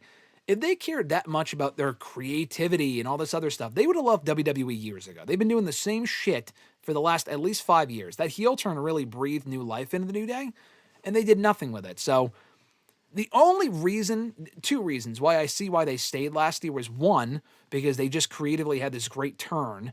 And they're, you know, let's see where it goes. It was very early on in the heel turn. And two, they were getting paid a fuck ton of money. So for either one of those reasons, why would you leave? And it's not like AEW's tag team division at that point was exactly lighting the world on fire. But if they were that unhappy or really wanted some creative freedom or want to challenge themselves, they would have left a year ago or any other point before that. They didn't. They didn't leave. They were not that unhappy. They're leaving now because they had to restructure their deals, and I'm glad they did leave. I think anyone with any ounce of integrity should. And especially them. I mean, like, they're big enough stars, they won't make money outside of WWE. Some people may not, and they might just have to take the money. I mean, there was that report that someone took a 50% pay cut. Who could it have been? You know, Damian Priest. I heard people say The Miz. I feel like it was probably The Miz. I mentioned that earlier, but I think The Miz would do, he's probably made enough money. Does he really need the money from WWE? He probably could have left too if he had any ounce of integrity. I don't think he gives a fuck. I wouldn't think the New Day cared either, but they actually did leave, which I respect. But yeah, I mean, what does WWE lifer even mean? You would assume, oh yeah, the New Day would always be there. But it's not like they would have been WWE lifers. Like, what do you mean by that? When people say WWE lifer, I also would have thought they would have stayed there for life and they would have never gotten fired. But they did leave. It wasn't WWE's decision for them to get fired. Would they have fired them down the road? We'll never know. But they wanted to keep them. So it's not like WWE was getting rid of them. They wanted them to take a pay cut. That's TKO's fault. But TKO, in their eyes, maybe they were WWE lifers. I mean, was there ever really, like, who even was a WWE lifer? Ziggler left on his own. They didn't want to fire Ziggler. They did formally release him, but that's because he asked for it at least once, if not multiple times, before he got fired in 2023. There was someone else that people were talking about. Oh, I thought that person would be a lifer. R-Truth. That's another one where it's like, yeah, he himself thought he would be a lifer where he wouldn't go anywhere, and clearly he is. He doesn't want to work anywhere else, otherwise he wouldn't have taken the fucking deal a year ago just to do nothing, really. One half of the tag team champions, like, who cares? The stuff with Damien, it's whatever. WWE didn't see him as a lifer. He might be the only exception. It's not like they don't really typically keep people for 10 years, 10, 15 years. I mean, Owens has been there for a decade. Sami Zayn's been there for a decade, but they've all been pushed at a level where it makes sense for them to be kept and for them to stay. Years ago, they would keep people for 10 years, even though they weren't doing anything, like JTG. The guy hadn't done shit for years. If this was TKO, they would have fired him in 2010, 2011. And they kept him on for a lot longer than I thought they would. Like Santino, he's a WWE lifer. They fired him too, so it's not like, I don't even think the term WWE lifer even exists. Like John Cena, Orton, they're WWE lifers. Yeah, no shit, because they're like the main event talent. Otherwise, I don't really think anyone is a WWE lifer. Fernando said, what was your grade do you give the Kofi and Punk tag team title reign? Bro, they were tag team champions for like a month. Probably C. I don't remember. I loved when they won the tag team titles in 2008. I thought I remember very vividly watching that live as a fan and freaking out, being really excited they won the tag titles because I really liked that team. They didn't do anything with the tag titles at all. They won them in late October. They lost them at a fucking house show in mid-December. I don't remember a single title defense they had on television in 2008. Maybe I just wasn't watching as closely. I got grounded around that point, so I don't remember. But yeah, probably like a C. Outside of the moment itself, their reign was kind of an afterthought. Nathaniel said, are you all excited for Danhausen versus The Miz and Kit Wilson at Backlash? Am I excited? No, but I am looking forward to Backlash. Backlash has been a great show pretty consistently for the past several years. That match is fine. I'm curious to see who Danhausen's partner is. I'll talk more about that on Thursday on WrestleRant Radio. But yeah, man, I'm looking forward to the show overall, though. That's probably, if there's any bathroom break on that show, it would be that one. Fernando said, is it fair to wonder if Cena retired on his own or was he gently pushed out over financial contract reasons? The AJ Sudden retirement is also suspect. We knew 2026 was his final year, but it felt rushed. I understand why you would say that in light of recent circumstances, so I'm not going to say that's a dumb thing to say. I disagree, though. I completely disagree. I think Cena he had always said he wanted to retire by 50, and he had been pushing... Like, he had been talking about this retirement thing for a few years. So I don't think that was a TKO. That predated TKO. So, no, I don't think that was a TKO thing. With AJ Styles, they wanted to keep him through Mania. So I don't think he was like, let's retire him so we can get him a new deal. And his deal was up in February anyway. I mean, I don't think they rushed it because his deal... They would have extended it for a month to have him... You don't think they would have wanted AJ Styles at WrestleMania and have his retirement go down at WrestleMania? Come on. They definitely did not want him to go out in Saudi. That was actually an AJ Styles call. Johnny said, what do you think of WWE using AI to create stories? I think that whole thing was kind of blown out of proportion. WWE definitely uses AI like to check metrics and analytics. That makes sense. I mean, for their storylines, I wouldn't be shocked. There's nothing to suggest they do that. I mean, SmackDown sucks most weeks. Some weeks it's fine. Some weeks it's just a fucking chore to sit through. So you could think they used AI for storylines. I don't think that's been proven. They did use AI for that Sol Rosario video package, which was just absolute garbage. Flaming hot garbage was that storyline. But storylines themselves, or was that video package? Storylines themselves, I don't think they're using AI for that. Although I wouldn't be shocked if they were, given the state of some of these stories on, specifically on SmackDown right now. Let me backtrack a little bit here. I agree with Nick, though. Nick popped in here earlier to say GSM liked the video. Everyone, I agree with Nick. All hail Nick, first of all. Second of all, do as he says. If you're watching live or after the fact, please like the video. Helps the video a lot. Helps the channel. Would very much appreciate it. But yeah, I'll be seeing Nick this weekend. Actually, we'll be watching Backlash coming up on Saturday, and going to Olive Garden, where we are all family, of course. Let's see. Nathaniel said, I agree. I don't think Paige and Bray should hold the titles for a year. I mean, they were never going to hold the belts for a year. I wonder who beats them. Bayley and Lyra should have gotten the tag titles at Mania, but I don't really see them beating a babyface team. If Paige and Bray are babyfaces, it probably wouldn't be them. Probably, honestly, Fatal Influence.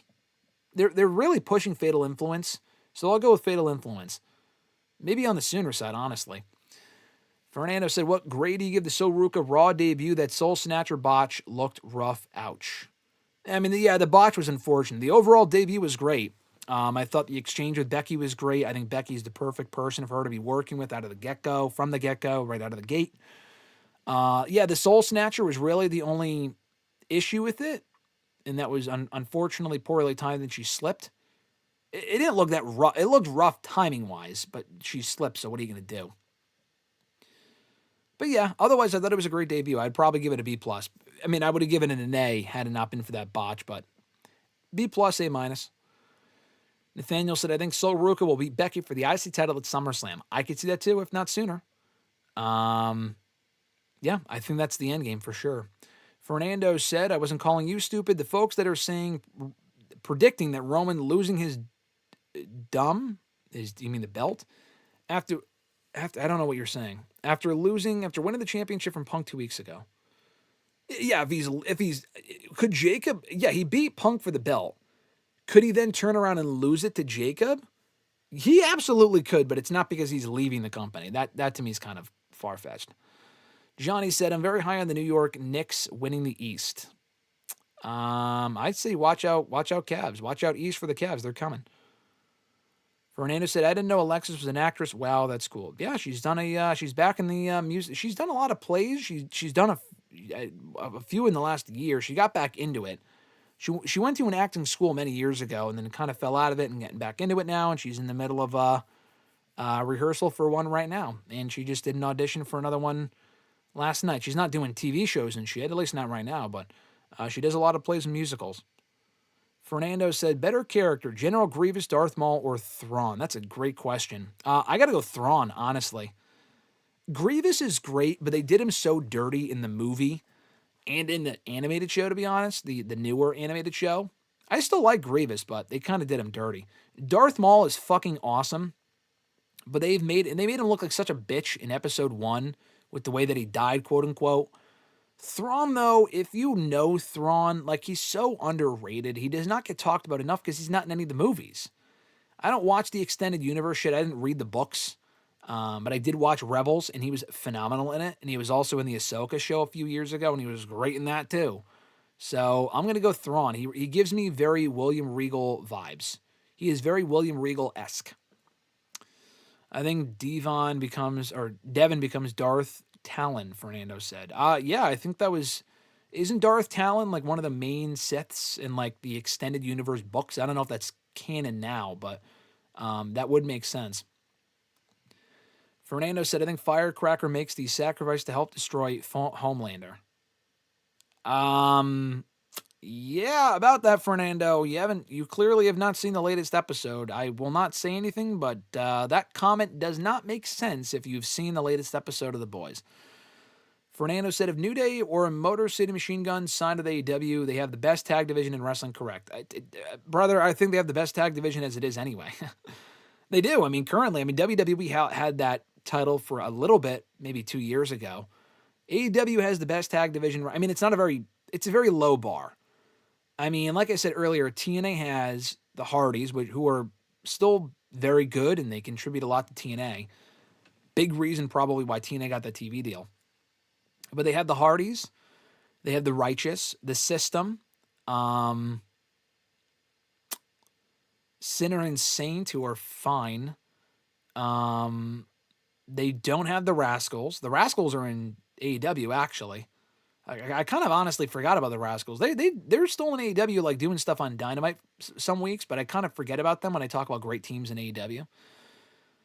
But yeah, no, TNA has some solid teams. They probably have a better division than fucking WWE does, who does not give a fuck about their tag team division. WWE at this point has fired half of their teams. New Day is gone. War Raiders are not on television. LWO not on television. The Creeds are, I mean, come on. They debuted back under masks last night, reappeared under masks. Give me a break. Ryo and Bravo, they hardly count. Who gives a shit, you know? What other teams do they even really fucking have? I mean, honestly, New Day are gone. I mentioned that. Judgment Day aren't even really a team anymore. Balor's out of it, so it's really just Dom and JD, and they're not teaming. Who are the champions on Raw right now? Honest question. Oh, the Vision? That's okay, whatever. I like the Profits, but I'm kind of shocked they're even still in the company. SmackDown's division, Machine Guns are gone. MFTs are pretty much over. Wide Six are fired. Los Gars are on TV as enhancement talent for Royce Keys.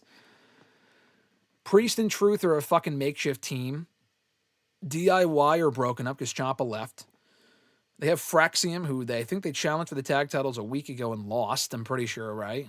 Or maybe that was this week. I think that was this past week. But, like, they're not really doing shit. Yeah, WWE's division is dire. AEW has a lot of great teams, and they're doing more with said teams. So they have, let's see, they have Cope and Christian, the Bucks, FTR. I mentioned the Rascals. They have Private Party, who they're not really doing fuck all with, but they still have them for now. Paid in Full, which is Big Bill and Brian Keith, they're largely a Ring of Honor team. Grizzled Young Vets are largely a Ring of Honor team. Who else? They have other teams. They definitely have other teams. The Dogs. They have the Dogs. The Death Riders. I don't really give a fuck about the Death Riders, but they are a team. The Dogs are good. The Conglomeration / Paragon, O'Reilly and Strong, they're a great team, and they're kind of a trio now as the trio's champions. GOA, Gates of Agony, that's another team they have. Hurt Syndicate's another. They have a lot of fucking teams, man. And a lot of these teams are on the show pretty consistently, so yeah, and that's even before they bring in perhaps the New Day and hopefully Motor City Machine Guns as well. So yeah, definitely the best tag team division right now in wrestling. Daniel said Mike Bennett / Kanellis had a worse main roster run, LOL. Oh yeah, for sure. Like people talking about, Jeff Cobb had a higher ceiling than Mike Kanellis. Mike Kanellis, I was very excited when he went to WWE in 2017. He had a great TNA run. He was good in Ring of Honor as a tag team guy and in the Kingdom and shit. His TNA run was awesome. So I was really excited he went to the main roster or got signed by WWE in 2017. And I think the mistake was, here's the thing. If they put him in NXT at that point, he would have been overshadowed by everyone else they had in NXT. They had Undisputed Era coming in. Andrade was still there. Aleister Black, Drew McIntyre, Hideo Itami, Cassius Ohno, among other people. He would have been lost in the shuffle. Putting him on the main roster was fine, but they literally immediately fucking buried him. Literally immediately lost his first match to Sami Zayn in like 10 seconds within weeks of debuting. And it was all downhill from there. And they made him that like the whipped character with him always and I think Maria was great. They never really fully utilized Maria as the great manager that she was in TNA and Ring of Honor. And back in WWE, she was a very forgettable manager. But his character sucked. The theme was great, but the character sucked. It was dead on arrival, basically. And he was fired in 2020. When was he fired? The spring of 2020, I'm pretty sure. I'm pretty sure the spring of 2020 he was fired. So he did have a worse main roster run, but he was also there for 3 years. He spent some time on 205 Live, didn't do shit. He also requested his release, and WWE didn't give it to him until it was convenient for them to fire him during COVID, which was terrible. But yeah, Kanellis was there longer than Cobb, but Kanellis had a way worse run. The 24/7 shit sucked. I think he was 24/7 champion, maybe. I know Maria might have been. He was like a cuck because they did the whole Rusev storyline for like a couple of weeks. Awful. Yeah, his main roster run was way worse than Cobb's. At least Cobb was in a notable group and prominently featured, won a tag title. Better than nothing. Fernando said, "Is it true Kofi is his real name in WWE?" I got to backtrack here. WWE can't make him change his name. I don't think Kingston's his real last name. It might be. I know Kofi's his real name. I know that for a fact. Hold on. I know that for a fact. Kofi Kingston. I know like Mensa or something like that is his real. Let's see. No, yeah, so Kingston is not his last name. They gave him that last name. Or on the indie scene, he was Kofi. I don't know how you pronounce his middle name. Naha Kingston. He can go back to maybe using that. I don't know if that's a legal issue. But he might, honestly, I feel like elsewhere he would just go by Kofi. That is his real last name, so he can just be called Kofi. If he throws in his middle name, I don't know if that's much of a copyright difference or not. You know what I mean? And I don't know if they would want to use that name anyway, so yeah. He could still use his first name, though. That is his real first name. Emmanuel said, "I always thought the New Day heel turn was like a last gasp, probably, a last gasp effort, you mean, to rejuvenate themselves?" It was. For them, it was. WWE never wanted to do anything with the New Day. The heel turn was entirely New Day's idea. I know that for a fact. I've been told that by people that have worked with the New Day.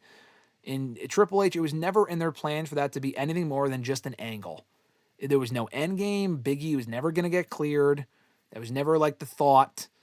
They never thought they were never going to capitalize on the New Day thing. There was always just to keep them busy and just to, appease them with something they wanted to do.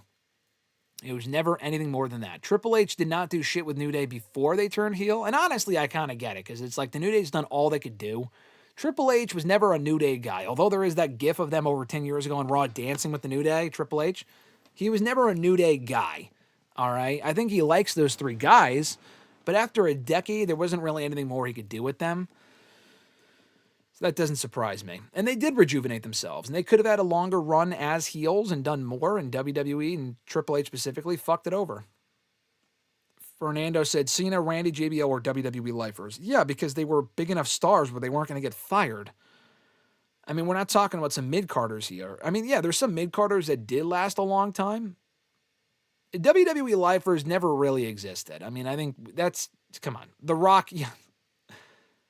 You're comparing, I'm not saying you are, Fernando, but you said The Rock's a lifer, Triple H and Shawn Michaels. Yeah, because they're the biggest stars of all fucking time. R-Truth, Kofi Kingston is great.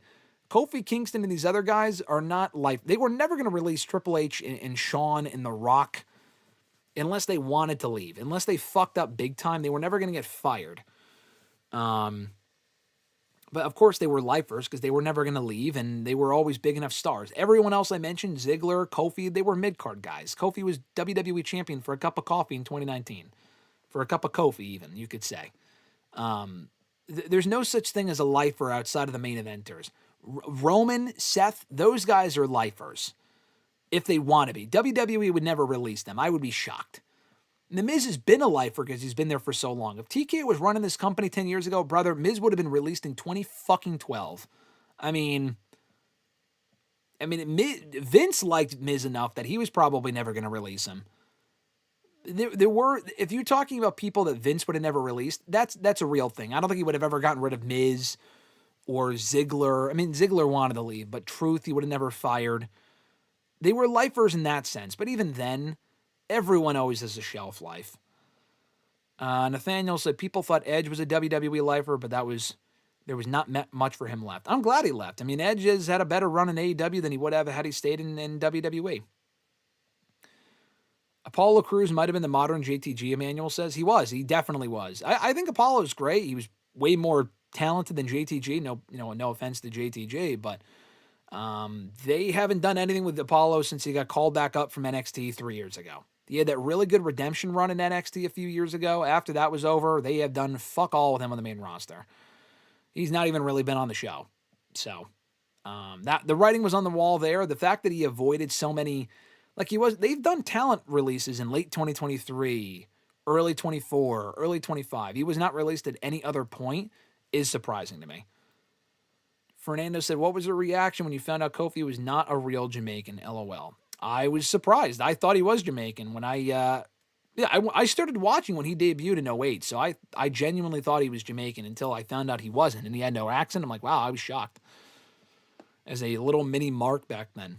How do you feel about SmackDown going back to... Nathaniel said 20 hours. I think you mean 2 hours, Nathaniel. If SmackDown was 20 hours, I might just have to unalive myself. That is good news, though. I don't like the fact that SmackDown's going back and forth between 2 and 3. Oh, we need a third hour on that 10 p.m. Let's make it 3 hours. Oh, we don't need it anymore. Let's make it 2. Let's just keep it fucking 2 hours, man. The 3 hours of SmackDown are awful.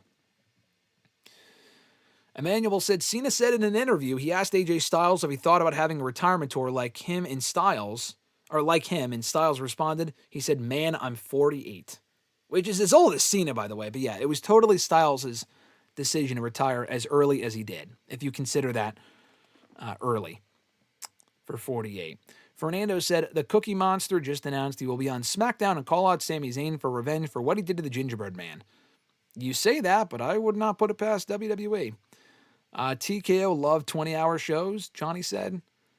They do and they don't. I mean, that is a good joke, but at the same time, I think I would argue Vince did. TKO actually have shorter shows. SmackDown's 3 hours, but the pay-per-views are barely 3 now, which I do enjoy. I just wish they had more matches. Bill said, not a question, but wanted to shout out, get well soon to the best female wrestler on the roster, Chelsea Green. Hope her recovery goes well, and she gets the push she deserves upon her return. I agree. I don't know how long she's going to be out for. I did see what happened to her. She's fine. I think she had some sort of heart arrhythmia issue or something like that. I don't know. But I looked it up. Apparently, it's not a serious issue at all. She just had it corrected after a long time, and she's fine. So, hopefully she's not out for too long. I don't think she will be. Johnny said, better invincible villain, Conquest or Thrag? I'm going to go with Thrag. He is just fucking ruthless. Conquest was pretty evil, too. He was pretty ruthless, but I'm going to go Thrag. Nathaniel said, what a tag team division does WWE have? None. None, Nathaniel. The answer is none.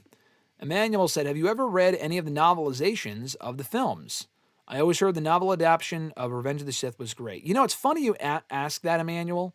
The answer is yes. I do not typically read Star Wars books, but here's a fun fact for you. I saw Revenge of the Sith. That was the first Star Wars movie I ever saw in theaters. My dad took me to go see it in when it came out 21 years ago. He took me to go see it that summer. I didn't even see it when it came out. It was a big talking point when I was in school. I was in 4th grade at that point. Yeah, I was in 4th grade, and everyone was talking about Revenge of the Sith. I had not seen it. I saw it that summer and liked it. I was kind of confused. I think I had seen 1 and 2 prior to that point. I don't remember. I wasn't a Star Wars fan. Let's put it that way. When I was growing up at that age, I was not a Star Wars fan. After I saw the 3rd movie, I was confused. I got the book. I don't know if I rented it from the library for summer reading or if I had it gifted to me. I don't remember. But I read Revenge of the Sith after I saw the movie and honestly liked it even more than the movie at the time because it made me oh, that makes sense. Oh, okay, I understand this now. Oh, okay, I get it. And I loved it. And I became a Star Wars fan after that. So I started watching, I watched the rest of the prequels. I caught up on episode 4. I didn't watch 5 and 6 until a year or so later. But I did watch them in order of when they were supposed to take place of 1 through 4 and then 5 and 6. So the answer to your question is yes, I did. I read Revenge of the Sith as a kid going into 5th grade and loved it. And that honestly was what kind of sparked my interest in Star Wars. And I've been a Star Wars fan ever since. There's been periods where even though I was a Star Wars fan, I wasn't watching Clone Wars when it came out. At that point, I was in 8th grade, high school. It was kind of too young for me. And this was also before streaming and shit. So, my love for Star Wars kind of kicked up again in college when the newer movies came out. And then really in the last couple of years again with Mandalorian and then also getting Alexis into it as well. My younger brother was always a Star Wars fan too with me. But again, it kind of goes in and out. I kind of became a fan again when Alexis got into it, and we started watching Clone Wars and then Rebels, and we love that shit. So, yeah. That's a good question, though. Johnny said Sister Sage, Ashley, and Back Ashley. Back Ashley. I think you mean Bashley. That's what they call her. And the captions on the show, they call her Bashley. Might be on the chopping blocks. Hey, listen, Johnny. Anyone is eligible to be fired. No one is safe. Fernando said, yes, she is, but I don't think it's canon, though. The talent thing with Devin? Yeah, no, I don't think it is, but it's about to be. Fernando said, it's hard to believe that the WWE came up with the TLC matches with the way they book tag team stories and matches. Last year's TLC matches, I agree. For whatever reason, I don't know what fucking drugs they were on in late 2024 through the mid 2025, but the tag team division was cooking on SmackDown in late 2024, mid 2025. After that, they just fell off a fucking cliff. Was Vince McMahon better with contracts? That's a loaded question. No, not really. I mean, there were plenty of people they re-signed, did nothing with, fired them anyway.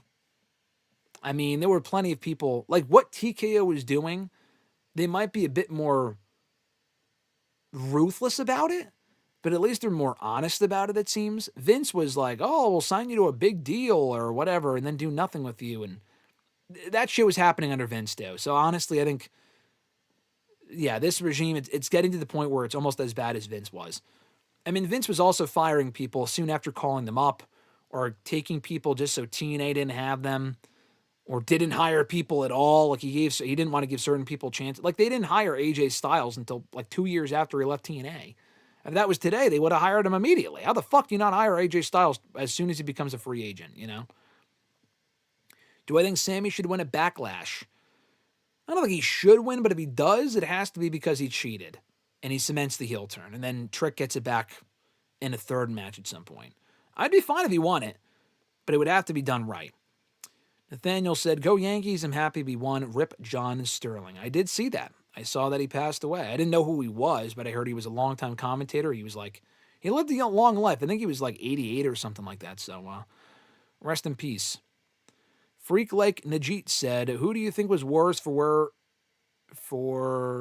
where in the OG Judgment Day? Between Edge, Rhea, Arthur, and Priest.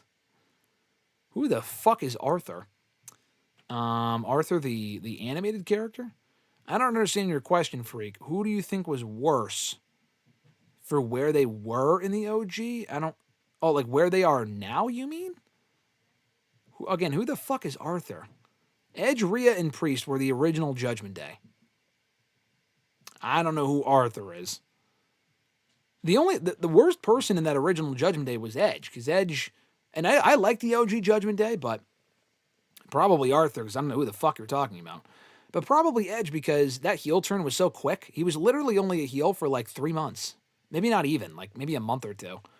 And then they immediately turned him back babyface. It wasn't really clicking anyway until the end, and then they fucking broke it up and had Finn join the Judgment Day instead. Rhea obviously went on to become a big star, as did Priest, and they both went on to win world titles. Edge did not. So I'm going to say, if not Arthur, who the fuck is Arthur, then Edge. Yes, Daniel, I did just say a cup of coffee. I mean, how could I not? I said he was WWE champion for a cup of coffee in 2019. How could you not say a cup of coffee? I mean, come on. The joke was right there, even though I'm not going to say it was a great joke.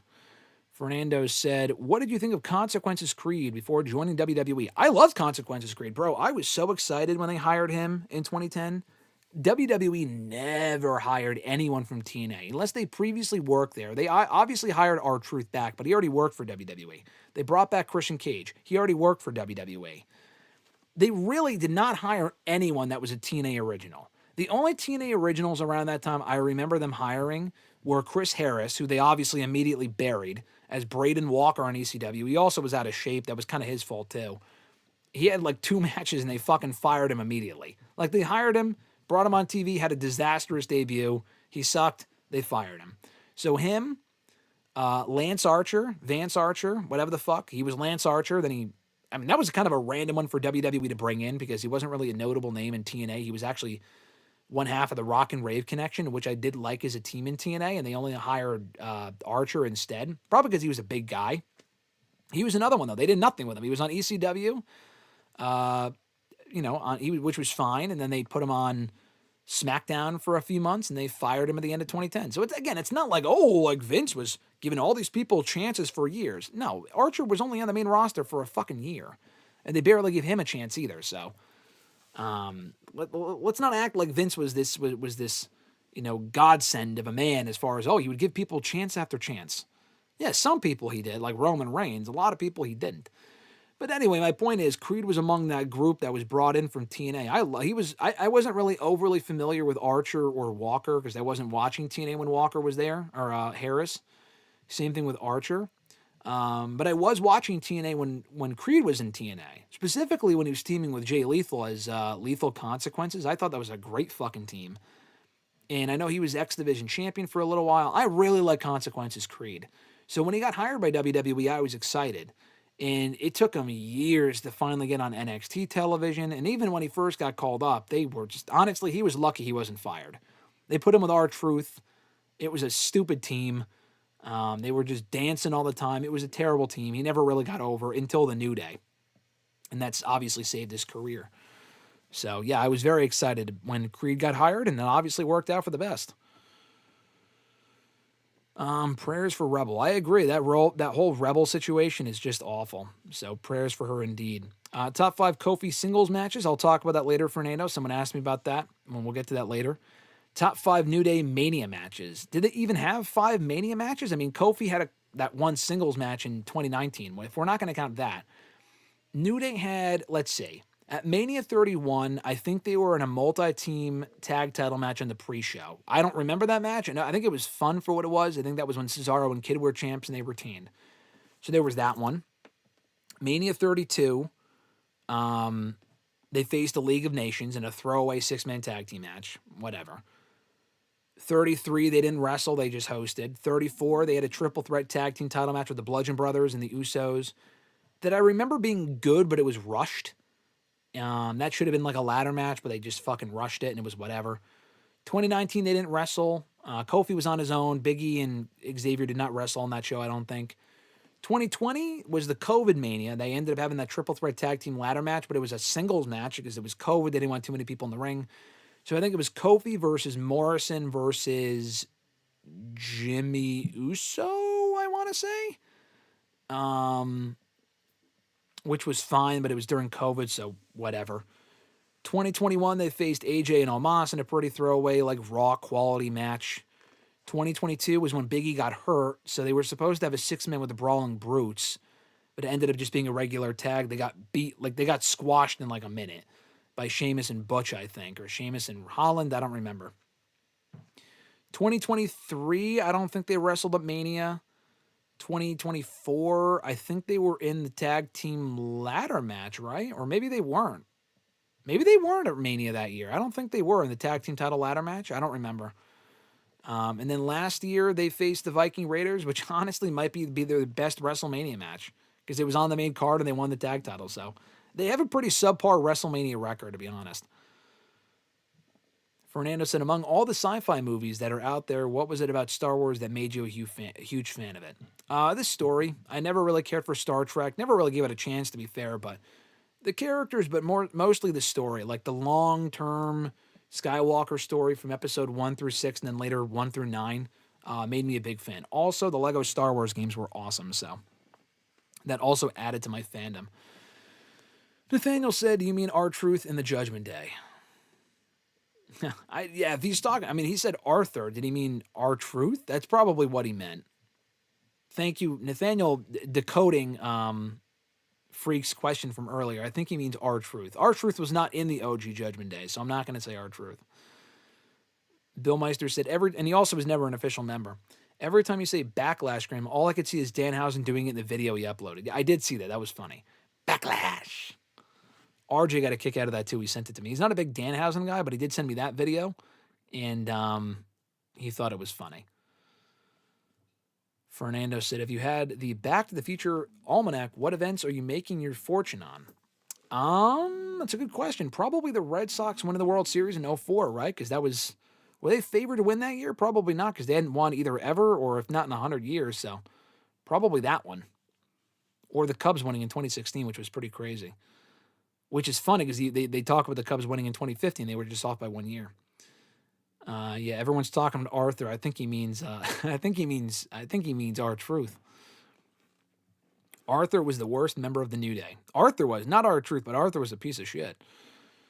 I've been binge watching The Office. Fernando said, did I ever watch it? No, I didn't. I had family members that did. I had a brother that did. My brother watched it. I never watched. My brothers actually both watched it. I never did. It's a funny show. It just was never really my thing. I was more of a Monk and Psych guy personally. Daniel said, I remember when Chris Harris was viewed as a potential breakout star of America's Most Wanted over James Storm, LOL. Yeah, I don't remember that because I wasn't watching TNA, but I have heard that people thought he would be this big breakout star. That's why WWE hired him in 2008, and then he was kind of out of shape, and the couple matches he did have sucked, and they fired him. And that was it. I mean, he went back to TNA for one-offs, but I think that was really the end of his career. Like they're still wrestling now. Him and Harris are teaming on the indie scene now, but yeah, he was just never the same, unfortunately. And Daniel said, #love Arthur. Arthur is a good show.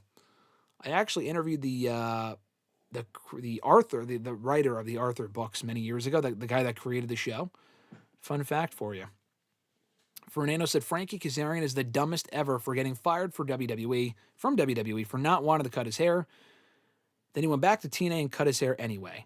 Yeah, I've heard that story. I think he cut his hair years later, though, to be fair. He might have been like balding or something, and he left it. I think the cutting of the hair story was a real story from years ago. I think he's confirmed that.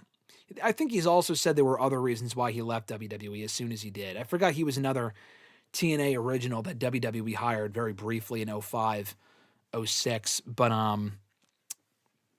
yes, Chris Faplander, I did interview Mark Brown. I don't know if that video is uploaded. I'll have to upload it one of these days, but I have interviewed Mark Brown. That is fucking random. But I interviewed him right after the last episode of Arthur aired 4 years ago. So, and he was really nice. I interviewed Mark Brown, and it was a really cool experience. So I'll have to upload the interview at some point. He was great. If I still have the file, this was years ago. Anyway, is Arthur better than Trevor? Yes, he is. Trevor's a piece of shit. We fucking hate Trevor. And back to the Kazarian thing real quick. He did cut his hair, but like I said, that was like 7 years later. I mean, he went right back to TNA, and he had long hair until like 2012. So you're like, oh, he cut his hair anyway. Not immediately. He cut his hair when he was 7 years older, so that's a bit of a difference. Would I hang out for a day with SRS or Denise Salcedo? I've talked to Sean a bunch of times in person. He's always been cool with me. He introduced himself a few years ago, and he's been cool, and we follow each other on Twitter now, and he'll DM me sometimes some shit. So, I mean, have I ever hung out with him? I've never hung out with him. I've been there for media days with him. I mean, I don't know how much we have in common, honestly, beyond the wrestling stuff. So, would I hang out with him? Sure. Denise, I've literally interacted with maybe one. I've interacted with her a couple times in person, but it was always small shit. I introduced myself once about 5 years ago in person because we were supposed to Randy and I were supposed to have her on a podcast 5 years ago, and it just didn't end up working out. And when I had seen her for the first time in person at a Vegas SummerSlam in Vegas 5 years ago at a media thing, I introduced myself and said hi and added the context as to, I was supposed to be in that podcast. Nice to meet you. Completely she was like, oh yeah, she didn't give a fuck. She clearly did not care. Completely blew me off. She's always been, I've never had any semblance of a real conversation with Denise ever. She's excellent at what she does, but I've never had any. I mean, she's an extremely hard worker, so I think that's also part of it, where she's kind of focused on her work all the time, but she gives very kind of standoffish vibes, let's put it that way. I mean, apparently with people that are friends with her, she's amazing, but if she doesn't know you, I guess, or I'm not saying she has something to gain, really, but that's just the vibe that I've always gotten from her was that she was always very standoffish. Just probably because she's always kind of focused on her work, and she doesn't really have any time for plebs like me, I guess, so... yeah, she certainly does not give a fuck about me. But Sean, I've interacted with quite a bit, and he's always been cool with me. Chris said, is Arthur swag jiggly? I would say Arthur is swag jiggly. I would say so. I liked Arthur when he wore the mask. Me too. I miss Arthur. I feel like the show is great, and him as a member of Judgment Day. I mean, I mentioned earlier who the fuck is Arthur, but I think we all can all agree Arthur was pretty great. was pretty great back in the day. Bill even said I really like Arthur as the Judgment Day. I really think he's the best member. I would agree with that too. Nathaniel said, what was your favorite Back to the Future movie? And do you hope for a fourth one? I definitely don't hope for a fourth one unless it was done correctly. But even then, leave well enough alone. The three movies are the perfect trilogy, maybe the best trilogy of all time. Leave it the way that she is. Leave it the way that it is. As far as my favorite one, I would say Back to the Future 2, easily. Back to the Future 2 is not only my favorite Back to the Future movie, it's my favorite movie of all time. So, Back to the Future 2. Bill said, are we in danger of the worst period in wrestling for a while, Graham? I feel like TKO is ruining WWE, and AEW is too sporadic with its booking. I would not say, you said in a while. I feel like that's important to mention, because this is not the worst period for wrestling ever. The worst period for wrestling ever either would have been when WCW and ECW closed in like 01, when there were no real options. Even 01, 02 WWE was still better. Like the 2010s wrestling period was pretty fucking dire, because WWE during that point, a lot of it sucked. New Japan got hot, but not until like the second half of the 2010s. TNA was very hit or miss with its booking, and Ring of Honor wasn't really on the map at all. So that was a way worse period. But if you're talking about the worst period in recent memory, I guess WWE right now, its booking is very inconsistent. I would still take WWE now over what it was 4 or 5 years ago when Vince was in charge. I've said that a lot.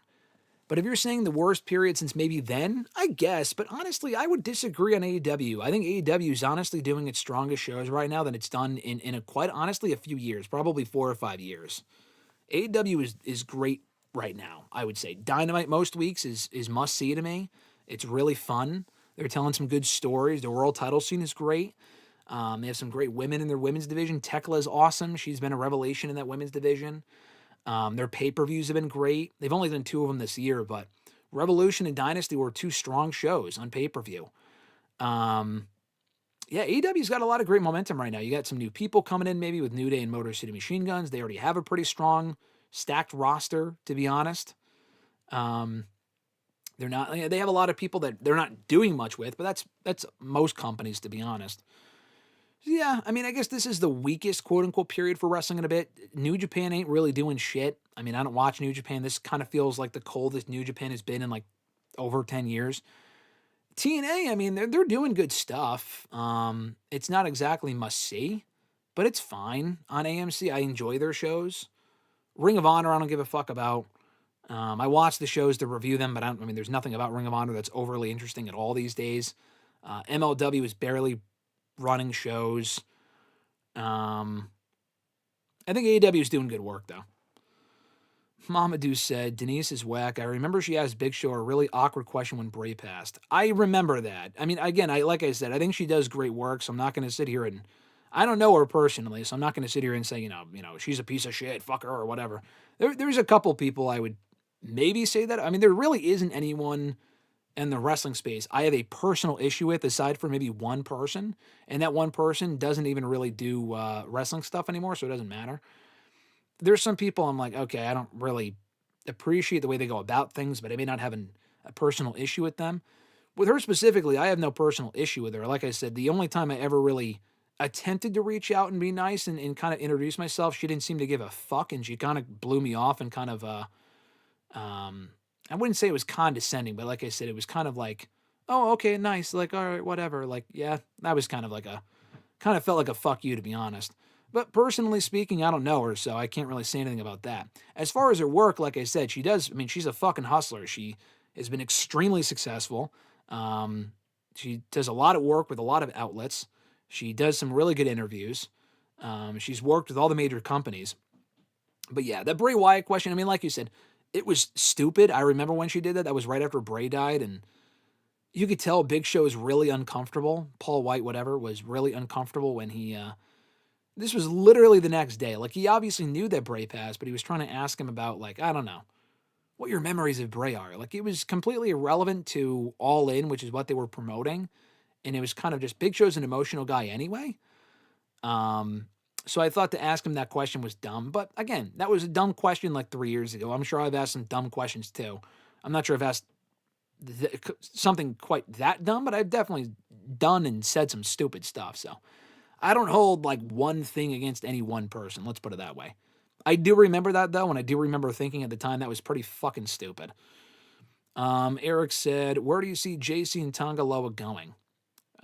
Probably back to Japan. Tongaloa might be done, to be honest. But JC Mateo, I could see back in Japan, or Pro Wrestling Noah, I've seen people say. So either one of those. Probably not AEW. I could see, I would love to see Mateo in like a TNA or an MLW or, one of those type of companies. I don't really watch New Japan, so I'd rather, watch him in a company that I watch, but probably Japan or Noah. New Japan or Noah. Mamadou said, does Arthur do his best work in the triple single? You're goddamn right he does, Mamadou. The triple single is alive and well thanks to Arthur. I think we might need a triple threat between Love Ziggler, Arthur, and Trevor. Trevor's a fucking asshole, but, I mean, you talk about someone that I have a personal issue with. Trevor's another one. I forgot to mention him. He's a fucking dick. Eric said, who would you like to see Athena lose her title to? Maybe Billy or Persephone? Persephone would be great. Persephone screams star to me. Athena should have lost her title 3 years ago, but whatever. I don't really give a shit about her current run. It's like, okay, she's held it for 1,000 days. Who gives a fuck? She barely defends it, and it's on a show that no one watches. But Billy Starks, I'm kind of out on at this point. She would have made sense 2 years ago, and then they didn't pull the trigger for some reason in 2023 or 2024. It's been so fucking long now, I don't really care. I actually would prefer Persephone. She's a far bigger star and a far brighter prospect, in my opinion, than Billy Starks, who's talented, but Persephone is much better. Mamadou said, have you ever interacted with the guys from Covenant TV?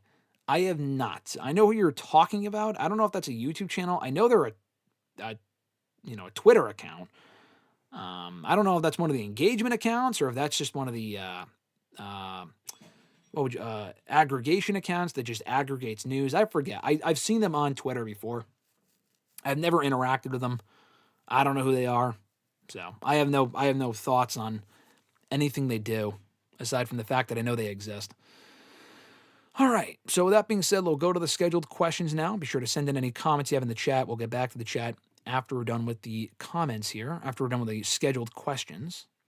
So here we go. Jordan B. from YouTube, their first question was, who did you wish that Roman Reigns would have defended the Universal title against during his history-breaking reign? For me, it would be Xavier Woods, Shinsuke Nakamura, AJ Styles, Sheamus, and Bobby Lashley. My answer would honestly be all 5. I mean, Woods, we did see Roman face Woods during that Universal title run. Let me just double check that my thing isn't muted before we go on here. All right, it's not. I just want to double check before I continue answering the questions. Anyway, so yeah, we saw Roman and Woods on SmackDown, and Woods actually won by DQ. They never went back to it, though, although they were feuding in late 2022, 2021. I think Woods got hurt, which kind of ruined the feud, unfortunately. But yeah, I would have wanted to see that as a title match. They were actually in Woods' native Georgia, Atlanta, Georgia, which is where he's from, for day 1 in 2022. I would have run it back on that show and had Roman win. That would have been cool. But they just moved on and never really revisited that. We also got Roman and Nakamura in like 2019, but when Roman turned heel, they did it once on a Tribute to the Troops show. I want to say in either 2021 or 2022. Non-title, complete throwaway match, but it was a good match. It was fine. It just total throwaway. They teased Roman and Nakamura coming out of WrestleMania in 2022. Nakamura was like a tag team guy, and I think Rick Boogs got hurt, and Nakamura was back on his own. That would have been a nice like TV match to do with the championship. Like Roman faced Riddle for the title on SmackDown in the summer of 2022, which was fucking random, but it was a lot of fun, and it was a fine feud, and the match was great. I would have wanted the same thing with Nakamura. They never really went back to that. AJ Styles, I agree. AJ was a part of that 4-way with Randy, Knight, and Roman at the Rumble in 2024, so he kind of got it again, but I always wanted another Roman AJ match after their 2 amazing matches 10 years ago, one of which I was at for Extreme Rules 2016, and they never ran it back one-on-one, unfortunately. Sheamus, I also agree with. I know they obviously feuded in 2015, early 2016, and that feud largely sucked. The matches were not amazing, but Sheamus got really over as a babyface in late 2023.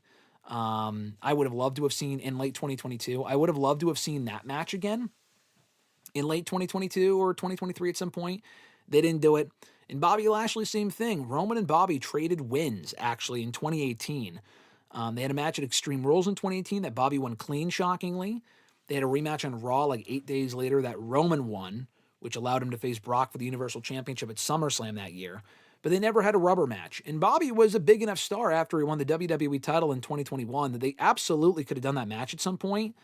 And it could have even gotten the Bloodline versus the Hurt Syndicate had they not fucking broke up the group or whatever. And they didn't do it. So I would have been happy with any 5 of those matches. Your question was who I wish he defended the title against. I was going to say Drew. I was going to say, they faced off at Survivor Series, but that was it. They did have a title match, obviously, a Clash of the Castle, so I won't say Drew. Big E, they had a match at Survivor Series 2021. I was thinking Big E might be the one to actually dethrone Roman, but Big E cashed in on the Raw title instead and went to Raw. They had one match at Survivor Series. Roman won that. It was kind of an underwhelming match, so maybe it's probably for the best they didn't run it back with the title. And then one name you did not mention that I would mention, Jeff Hardy. I think Roman and Jeff would have been a great match when he was really getting over again in late 2021. They finally broke him off on his own. Matt Hardy was gone. He was healthy, or I don't know if he was 100% healthy, but he wasn't hurt. And he was starting to get over again, and they probably would have done that match had Jeff not gotten fired that December. So maybe they would have done it at like Elimination Chamber or like the Rumble or some shit or something. I don't know. But we never ended up getting Roman and Jeff, unfortunately. Jordan's second question, or kind of a comment, he just said, when you get a chance, you should check out Jordynne Grace and Lash Legends match on the latest main event episode. I thought it was a good, fun opener. I did watch it per your request this morning. I know you sent that in this morning. I checked out the match this morning. I don't watch main event anymore. It's on YouTube. Of course, I stopped covering the show because it wasn't on Hulu anymore as of late 2024. And then they started making it available again on fucking Peacock and now on YouTube. I mean, I'm not going to go back and watch it now, but I did watch that match, and it was a good match. I wish that's the sort of match that we would get on SmackDown.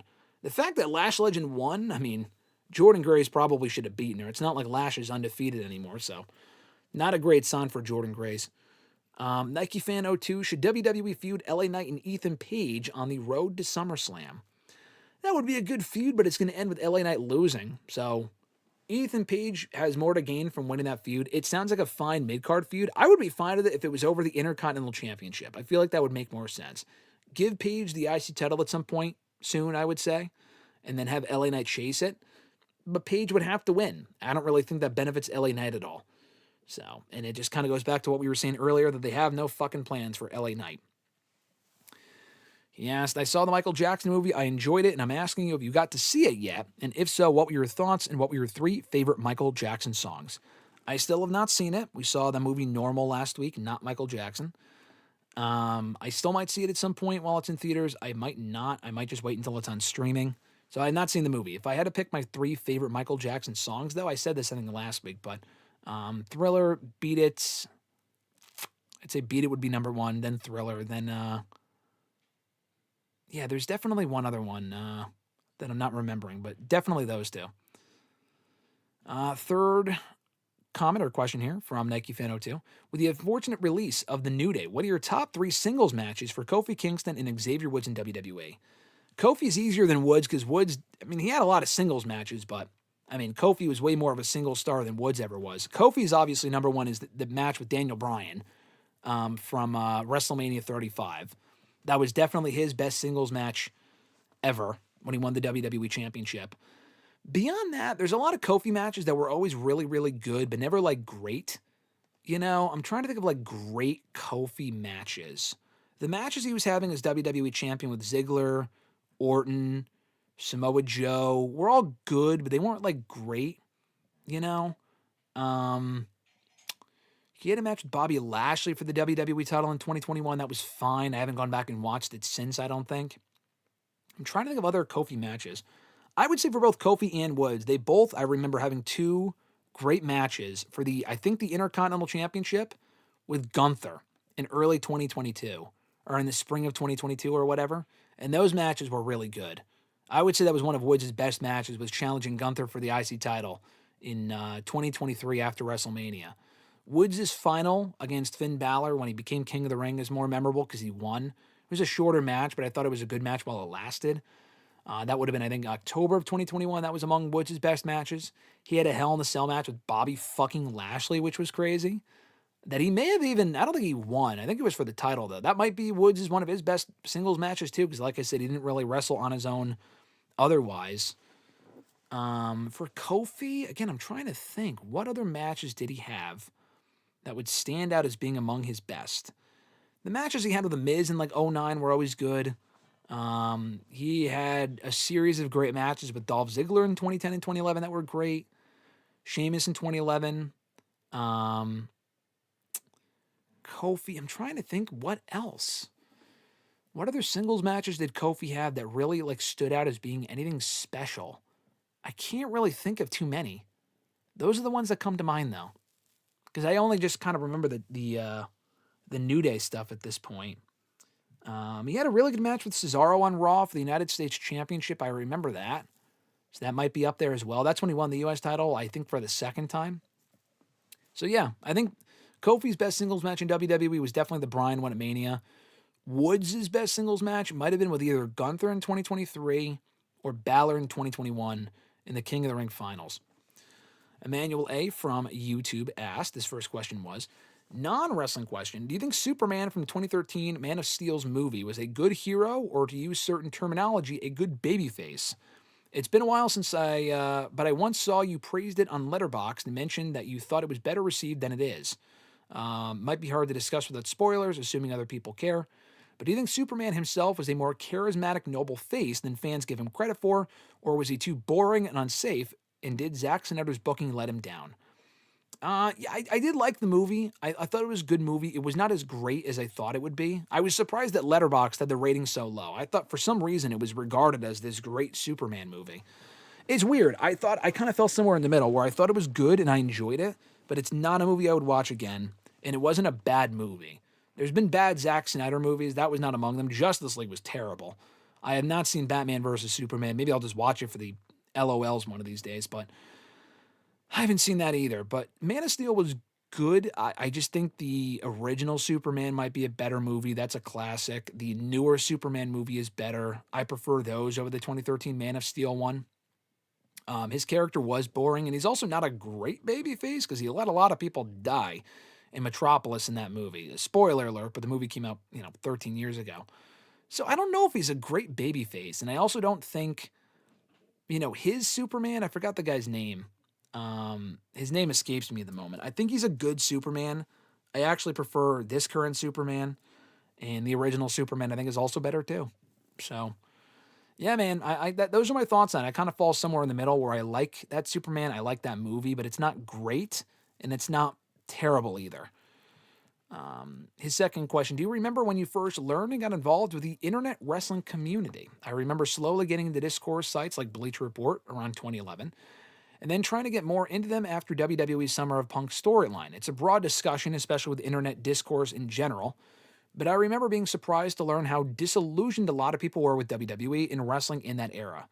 Yeah, I was too. I mean, I think we're around the same age, but a lot of people around that point were disillusioned, and you're kind of surprised to find that out back then because you're watching as like a kid. Like I was watching as a high schooler, middle schooler, and when you kind of get online and see people are shitting on the product thinking, oh, it was so much better back then. Because I also didn't grow up in the Attitude Era. So when you go from the Attitude Era and the ruthless aggression era to where we were in the late 2000s, early 2010s, I can understand why people were disillusioned with it because the product fucking sucked compared to those two periods. It was a drastic drop off, even compared to today. The 2010s WWE was not great overall.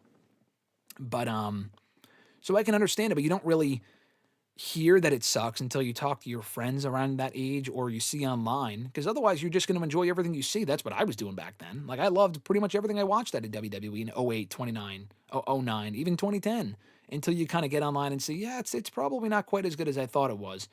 Once you start to realize that it wasn't as good as it used to be. But as far as my own like history with the IWC, so to speak, I started watching in April of 08. I think I started looking up news once I found out that like there were wrestling news websites. I started looking up news websites in like the summer of '08, late '08, and that's how I found out about releases and stuff like that. I wasn't subscribed to like the fucking Observer or anything, but I would routinely check PW Mania specifically. I would read PW Mania, then I started reading PW Mania, then lordsofpain.net, which I think has been rebranded now as Wrestling Headlines. Remember lordsofpain.net? I was reading that in high school, like freshman year. And I read that for years. And then it kind of got into 411 Mania, which I kind of go for my news now or just read Twitter and shit, as of like a decade ago. But yeah, that was kind of my history with the IWC. I started reading wrestling dirt sheets in like late 08. WWE, I've said this before, had like a social media network called WWE Universe. That was like their version of Facebook. That was like what they wanted to launch and have this whole community of fans. I got on that in like late 08, early 09. Before I started doing reviews of the shows on my own website. I was doing it for WWE Universe back in like 2009, and they have like live chats for the pay-per-views. And then I got on Twitter. I created my Twitter in mid 09. And there wasn't really a big wrestling community on Twitter at that point, but I started really to get into the wrestling IWC community around like 2011. That's when it really kind of heightened and whatnot. And as far as like writing for websites, I started writing for Bleacher Report in May of 2010 after I first was introduced to it after the Rumble in 2010. I was looking up like Royal Rumble 2010 reviews or thoughts or whatever and came across a website called Bleacher Report with thoughts on Edge winning and returning of the Rumble. And that's how I first became familiar with the site and started writing for them a few months later. So, yeah, it's pretty much my history with the IWC. Kind of started on like dirt sheets, so to speak, and then transitioned into, writing about it or, social net, like the WWE Universe thing in 09, writing about it in 2010, interacting with the people in the comments and stuff. And then by 2011, I was kind of fully engrossed in wrestling Twitter, starting in 2011. His third question, how did/do you feel about the Punk Undertaker WrestleMania 29 feud? I still think it's Punk's last storyline as a heel, and I remember the way they used Paul Bearer's death for heat being a hot topic. I remember that as well. He said some people said it was tasteless, some people said it was making the feud hot. I learned recently that one of Paul Bearer's sons actually posted on Facebook after that Raw that ended with Punk pouring ashes over himself, saying that WWE did ask the family for approval, and the way it was presented to them was okay. Seeing it on screen was a different story. Yeah, I remember that. It ended up being a really good feud. That road to WrestleMania that year was fucking dire. The road to WrestleMania that year sucked, and the Mania itself was probably just as bad, if not worse. Mania 29 was awful, and I said that even then. And there was some stuff on that show that I liked, but going back to it now, that Mania was terrible. The Punk and Undertaker feud, it was rushed because I remember Punk. The Bearer feud, the Bearer aspect of it really saved that storyline because Punk literally won a fucking qualifying match to face Taker at Mania, and they started that feud way too late. Punk was still involved with Cena and Rock up until March. So they didn't start Punk and Taker until a month out, and then Bearer died like the day after Punk became number one contender to Taker's streak at Mania, which sounds even stupid to say. And they immediately pivoted to that. And it was tasteless. I thought the Ash thing kind of seemed tasteless. I don't remember what my thoughts exactly were at the time, but it made Punk look like an asshole, which was the point. The match ended up being great. It ended up being a great use of Taker at Mania. I still wish that feud was for the title. I said that then. I say that now. Rock and Punk or Rock and Cena did not need it. If not, make it just a triple threat with Punk, but whatever. But anyway, no, I don't remember exactly what I was thinking at the time. I did write reviews of the shows back then, so I could probably go back and check and tell you. But in retrospect, I thought it ended up being a really good feud, and it probably saved the storyline, because without that Paul Bearer dying thing in real life, then the feud probably would have been pretty fucking basic going into WrestleMania. And the match would have been great regardless. But I think the Bearer thing kind of gave it a personal aspect that made it more personal and made the storyline better. Noel said from Facebook, do you see Xavier Woods going back to TNA and Kofi Kingston joining him there? I don't. I said this earlier, but I think it's more likely they end up in AEW. They've always wanted to work with some of the teams in AEW. TNA has some good teams. I mean, specifically the Hardys. It would be nice if they went there for a short run. I think it would just mean more if their next appearance anywhere in wrestling was just in AEW. And if they're in AEW, they're not working in TNA. TNA works with WWE, so they're not going to fucking TNA if they go to AEW. But I wouldn't mind if they go back to TNA, but like, they're not, like, Woods is not winning a world title there. He's already been tag team champion in TNA. He's already been fucking X Division champion. There's really not much for him to do there. I think him and Kofi have a much higher ceiling if they just take their talents to AEW instead. Their second question, you see Liv Morgan losing her championship at SummerSlam this year. I mean, maybe. I'm not sure. I guess who would it even be to? I'm going to say no, because who would she even lose? I know she won it at WrestleMania. and then she would lose it at SummerSlam, in your opinion? That's what you're saying. I'm going to say no because I think Stephanie's going to be out for a little bit. They're expecting her back around SummerSlam. So I'm assuming the SummerSlam match will be Liv versus Stephanie. I don't think Stephanie gets the belt back. I think Liv will beat her again. I wouldn't mind if Stephanie got the belt back, but I think she's probably going to lose. So if that's the case, I think they'll probably go with Stephanie and Liv on that show. And if they do, then Liv would retain and Liv would not be losing that championship on that show. Let me just move my camera real quick. Hold on. So you guys can see the rest of the questions. Hold on, where are we here? All right, at Ubagoon91 from Twitter. Last few questions here from him and Noob. At Ubagoon91 said, isn't it cool that Kevin Knight is getting another AEW World title shot, once again showing he's among the company's rising stars? Yeah, I mean, he's obviously not winning the belt tomorrow against Darby, but it's a great opportunity for him. It's his second shot in any number of months. In just a number of months, he's already challenged for the title twice. Kevin Knight's definitely a star on the rise, and they're cementing that with his current booking, also being the current TNT champion too. So, yeah, love to see it. Second question, do you see Fallon Henley and Lainey Reed winning the women's tag team titles instead of Roxanne Perez and Raquel Rodriguez? I answered this earlier in the chat, but yes, if I had to take a guess who the next women's tag team champions will be, it'll very likely be Fallon Henley and Lainey Reed, given how hard they pushed Fatal Influence in recent weeks on SmackDown. His third question, considering how beloved he is in AAA, do you see Ludwig Kaiser becoming the one and only El Grande Americano by beating the original, Chad Gable, later this month? I do. Honestly, in a perfect world, I would have them both ditch the masks. I think I would like to see them both as just themselves on Raw. Kaiser, I really liked on his own. Putting him with fucking Dunn, and honestly, if you take the masks off of Dunn and Bate, they're probably released. Let's be honest. So you should probably just keep that gimmick going for now. But of the two, if I had to take the mask off of one of them, take the mask off of Gable. Kaiser is way more over in AAA than Gable is with that character, so I would keep it on Kaiser, get it off of Gable. Although ideally, like I said, on the main roster anyway, maybe have Kaiser be himself on Raw, but get rid of the character and just keep it in AAA. Why not have him do both, you know? But have him like pretend it's separate people. I don't know. And last question from @millennial_noob on Twitter, who was here earlier in the chat. He said, with the recent releases, he says, of the New Day, Tonga Loa, and JC Mateo, are we expecting even more WWE talent getting released? Because I get the feeling that it's going to be a stressful summer with these releases in the coming weeks. Yes, I do think there will be more WWE releases. I hate to say it. Not only like in the summer, but like imminently. I think they're like strategically looking at the roster, seeing who else they can get rid of, maybe write some of these people off first. Maybe they heard some of the feedback. Like JC Mateo and Tonga Loa, they could have just fired him on that Friday right after Mania. Instead, they waited over a week to do it. I mean, they were on SmackDown that same day of all the releases. They were on SmackDown, written out by being destroyed by Jacob Fatu, and then they got fired a week later, or at least around that time a week later, or if not soon after. But anyway, yeah, I think the same thing could happen where I kind of like it sucks. I look at the shows now, I look at who's not on the show or who's being written out or who's losing, and it makes me worried about like, oh, fuck, like this person could lose. Like if this person lost, that person could be fired next. It makes me, aside from like the tippy top talent like a Roman or a Seth or whatever, Oba, obviously they're not getting rid of, I am worried for everyone on that roster that they could be gone even though they're on the show 1 week. One day they could be fired the next day or a couple days later. Nobody is safe. So it kind of makes me worried watching the shows right now, thinking who could be next to get let go. And that being said, I do think there might be more releases, people that aren't even on the show. People like Los Garis is on the show right now, losing to Royce Keys. They could be fired next.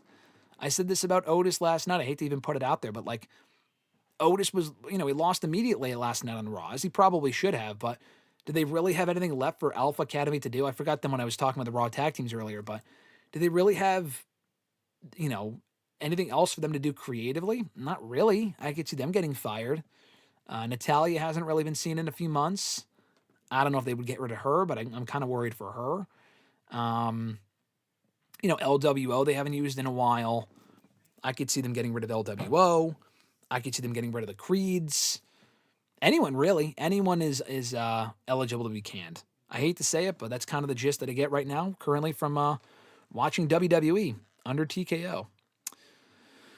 All right, so we'll get going here in a couple minutes after we wrap up with the chat. Wrong screen. Hold on. Let's see. Let me backtrack a little bit here. Where did I leave off? Is Arthur the Bon Quivy of Love Ziggler, Psycho said. Yes, Arthur is indeed the Bon Quivy of Love Ziggler. Perfectly said. Do not even include Trevor, because he's a piece of shit and should not even be mentioned. Eric said, what is the dumbest question you've asked a wrestler or athlete? It's not really for me to say. I'm sure I've asked dumb questions or that were perceived as dumb by them too. I couldn't say what they were, but I'm sure I've asked them. I mean, I'm not immune to dumb questions, trust me. Asking dumb questions. King said, do you think WWE are treading water till King of the Ring with Oba? Yes. That's why I think we're getting the open challenges for now with Oba, because he's going to just kill time doing the open challenges and then likely win King of the Ring next month, leading into the Night of Champions pay-per-view. Johnny said Billie Jean was the song. I don't know if Billie Jean's my third favorite Michael Jackson song. That's what Eric asked. What are your top 3 MJ songs? I don't think Billie Jean would be 3. I know Billie Jean is in the movie. I wouldn't say that's my favorite Michael Jackson song. Let me just look up real quick Michael Jackson's songs. Hold on. I know Beat It would be 1, and then Thriller. Billie Jean, Smooth Criminal, You Are Not Alone, Bad, Beat It, They Don't Care About Us, Rock With You, Chicago, Heal the World, Earth Song, Don't Stop Till You Get Enough. No, Don't Stop. You know what? Yeah, probably that one, actually. Man in the Mirror. Man in the Mirror is good, too. Definitely Don't Stop Till You Get Enough. I forgot about that one. That's a great song, too. So I'll go, like I said, number 1, I will go Beat It. 2, Thriller. 3, Don't Stop Till You Get Enough are my top 3 favorite Michael Jackson songs. All right. Hold on. Let me pull the chat back up here so I can see what you guys are saying. Fucking, there we go. I'm fucking on the wrong screen here. Boom, there we go. Okay. Would you like to see AEW make another video game with EA this time? I mean, the first game was cool. It's kind of like not great. I mean, why not? I mean, they should probably make another game eventually with an updated roster, but I mean, TNA only ever made one game, and I think that first game was such a disastrous, fail for them as far as not only in terms of how it was received, but how much money it made. It was a big money loser for them. So I don't think they make another game anytime soon, if ever. It's certainly not a cheap thing to do. Johnny said Kofi might be number 1 for wrestlers who deserve a better WWE title reign. I disagree. Kofi had a good run. Kofi held the title for fucking 6 months, bro. Kofi was champion for 6 months. He was booked to beat, like I said, Daniel Bryan multiple times, AJ Styles, Samoa Joe, Randy Orton, Dolph Ziggler. I mean, he racked up a lot of wins. Did he deserve a better ending to that run? Yes. The Brock shit was just terrible. Did he deserve a better run? Yeah, but honestly, he was booked pretty fucking strong for a long time there that summer in 2019. People who deserved better actual runs, I'm sure I can name you 5, if not 10 other people who deserved better runs than Kofi did. At least he got the moment, and he got a pretty decent run, I would say, with it, too. Psycho said, what's the time WWE zigged when they should have zagged? I know what you're asking. I don't know off the top of my head. I mean, they went with Rock to face Roman in 2024 when they should have gone with Cody, and they did end up going with Cody, thankfully. 2015, they ended up sticking with Roman to face Brock at Mania, which ended up working out and being a great match, but I was still hoping Bryan would be the one to beat Brock for that belt. Bryan's Royal Rumble elimination that year was all-time fucking garbage. LA Knight, I think, should have gotten the Jey Uso push last year. And I mean, Jey getting it was great. It ended up being a great moment, but I would have gone with Knight over Jey personally. Emmanuel said, yeah, Man of Steel has always been divisive. Henry Cavill was the actor. Thank you. I forgot his name. Yeah, the movie was good. It's not a match. It's not a movie I would rewatch, but it was good, I thought. Psycho said, do you think NXT should bring in any of the Nuba wrestlers to TNA to bolster the main event scene? What is Nuba? NXT wrestlers? Or who the fuck is Nuba? NXT should bring in the Nuba wrestlers in TNA. Newer wrestlers in TNA to bolster the main event scene? I don't know. I would only put people in TNA that NXT is not really doing much with. I don't know why they would be in their main event scene. Like, we're not putting Charlie Dempsey challenging for the TNA title. That would be kind of comical, to be honest. And I like Charlie, but like, it's got to be done. It's got to be done well. Emmanuel said, I remember a couple of wrestling writers and commentators being negative / indifferent towards Randy Orton and nicknaming him Blandy Borton. Yeah, I mean, it was justifiably so, though. Orton was very boring. Like, people glaze 09 Orton. Oh my God, it was amazing. A lot of the other shit Orton was doing that year that people don't remember was it was repetitive, boring, and just not all that good. So, yeah, it was definitely earned until they turned babyface in 2010. 2010 Orton was awesome. 2010 babyface Orton was great. 08, 09, he was kind of like 2011 he was good. 2012 through 2013 before he turned heel, he was pretty fucking boring. So it was kind of on and off for a while there. And last comment here from Johnny, it should have been John Cena versus The Rock versus CM Punk at 29. Twice in a lifetime was a bad decision. I agree, but that was always the plan. They were always planning to do 2 Rock Cena matches, with Rock winning the first and Cena losing that, and then Cena winning the second. But I agree. I think they should have talked about zigged when they should have zagged. They should have put CM Punk in that WrestleMania main event. I mean, he had issues with Cena. He had issues with Rock at that point in storyline. That was the match to do. It would have been a much better match, even make it elimination style. Punk has said that before. I think in the podcast with Colt, he said he'd at least make it elimination. It would have made more sense. And the match we got instead with Cena and Rock sucked. It's not like Cena really benefited. He'd already, was already a made man at that point. But that's what they wanted to do, and it was boring. At least if they turned Cena heel after that, it would have been more interesting. If Cena beat Rock and the match sucked, but at least he turned heel, that would have been a great swerve, and more people would have remembered that. But they didn't even turn him heel. They kept him babyface. People booed him, and it was a kind of a predictable, boring, terrible moment. All right, guys, we're going to wrap it up there with episode 649 here today for #AskGSM. Thank you so much for tuning in. This ended up being a pretty lengthy stream, almost 2.5 hours for a stream that we started pretty late here today. For May 5th, 2026, thank you guys for tuning in. As always, want to shout out the channel members, Alexis, Miss Maud Matthews, Dillon, DiGiacomo, Mrs. Renee, Daniel Malcolm, at I'mQuarter on X, DJ Swerve1, at Swerve1 on IG, Mr. Marceau, at RJ_Marceau on X, John Ritland, Real Honesty with John Ritland on YouTube, Richie Red Planet Wrestling on YouTube, and Average Grunt, at gruntwrestling.bluesky.social on Blue Sky. $5 a month will get you shout-outs at the beginning and end of every single live stream that we do here on the channel. Also, badges next to your name here on the chat, among other perks. So check that out down below in the description box. Be sure to like this video, drop a comment, share, subscribe. All that stuff is greatly appreciated. Be sure to turn on notifications to be notified every time we upload new content and go live here on the channel, typically Tuesdays and Thursdays for WrestleRant Radio and #AskGSM respectively. And also, if you want to send in a question to next week's episode, you could do so by tweet me on the Twitter machine at WrestleRant with the #AskGSM. Alexis should be joining us for that episode next Tuesday. For episode 650, while we're on vacation, we should be doing a live episode with her. So send in a question with #AskGSM, Ask Alexis. That'll be fun. You can also find me on Facebook, facebook.com/Graham.gsm.Matthews. Drop a comment on the post I usually put up on Monday nights, if not on the wall itself. And last but certainly not least, drop your question down below in the comment section on this very video after it's done processing, and I'll include your question in next week's edition.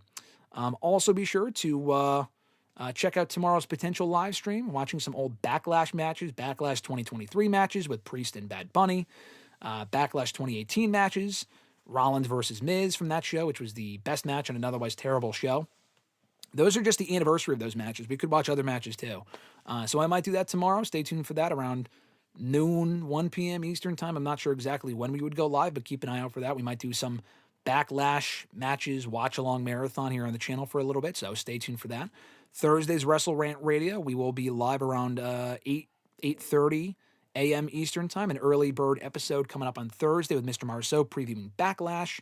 The usual content after that. I still got to get my Hogan Real American doc review up at some point, so keep an eye out for that at some point in the next week or so. #AskGSM, like I said, I will be away on vacation, but we're still planning on doing episode 650 here on the channel. We don't miss a week. We don't take breaks.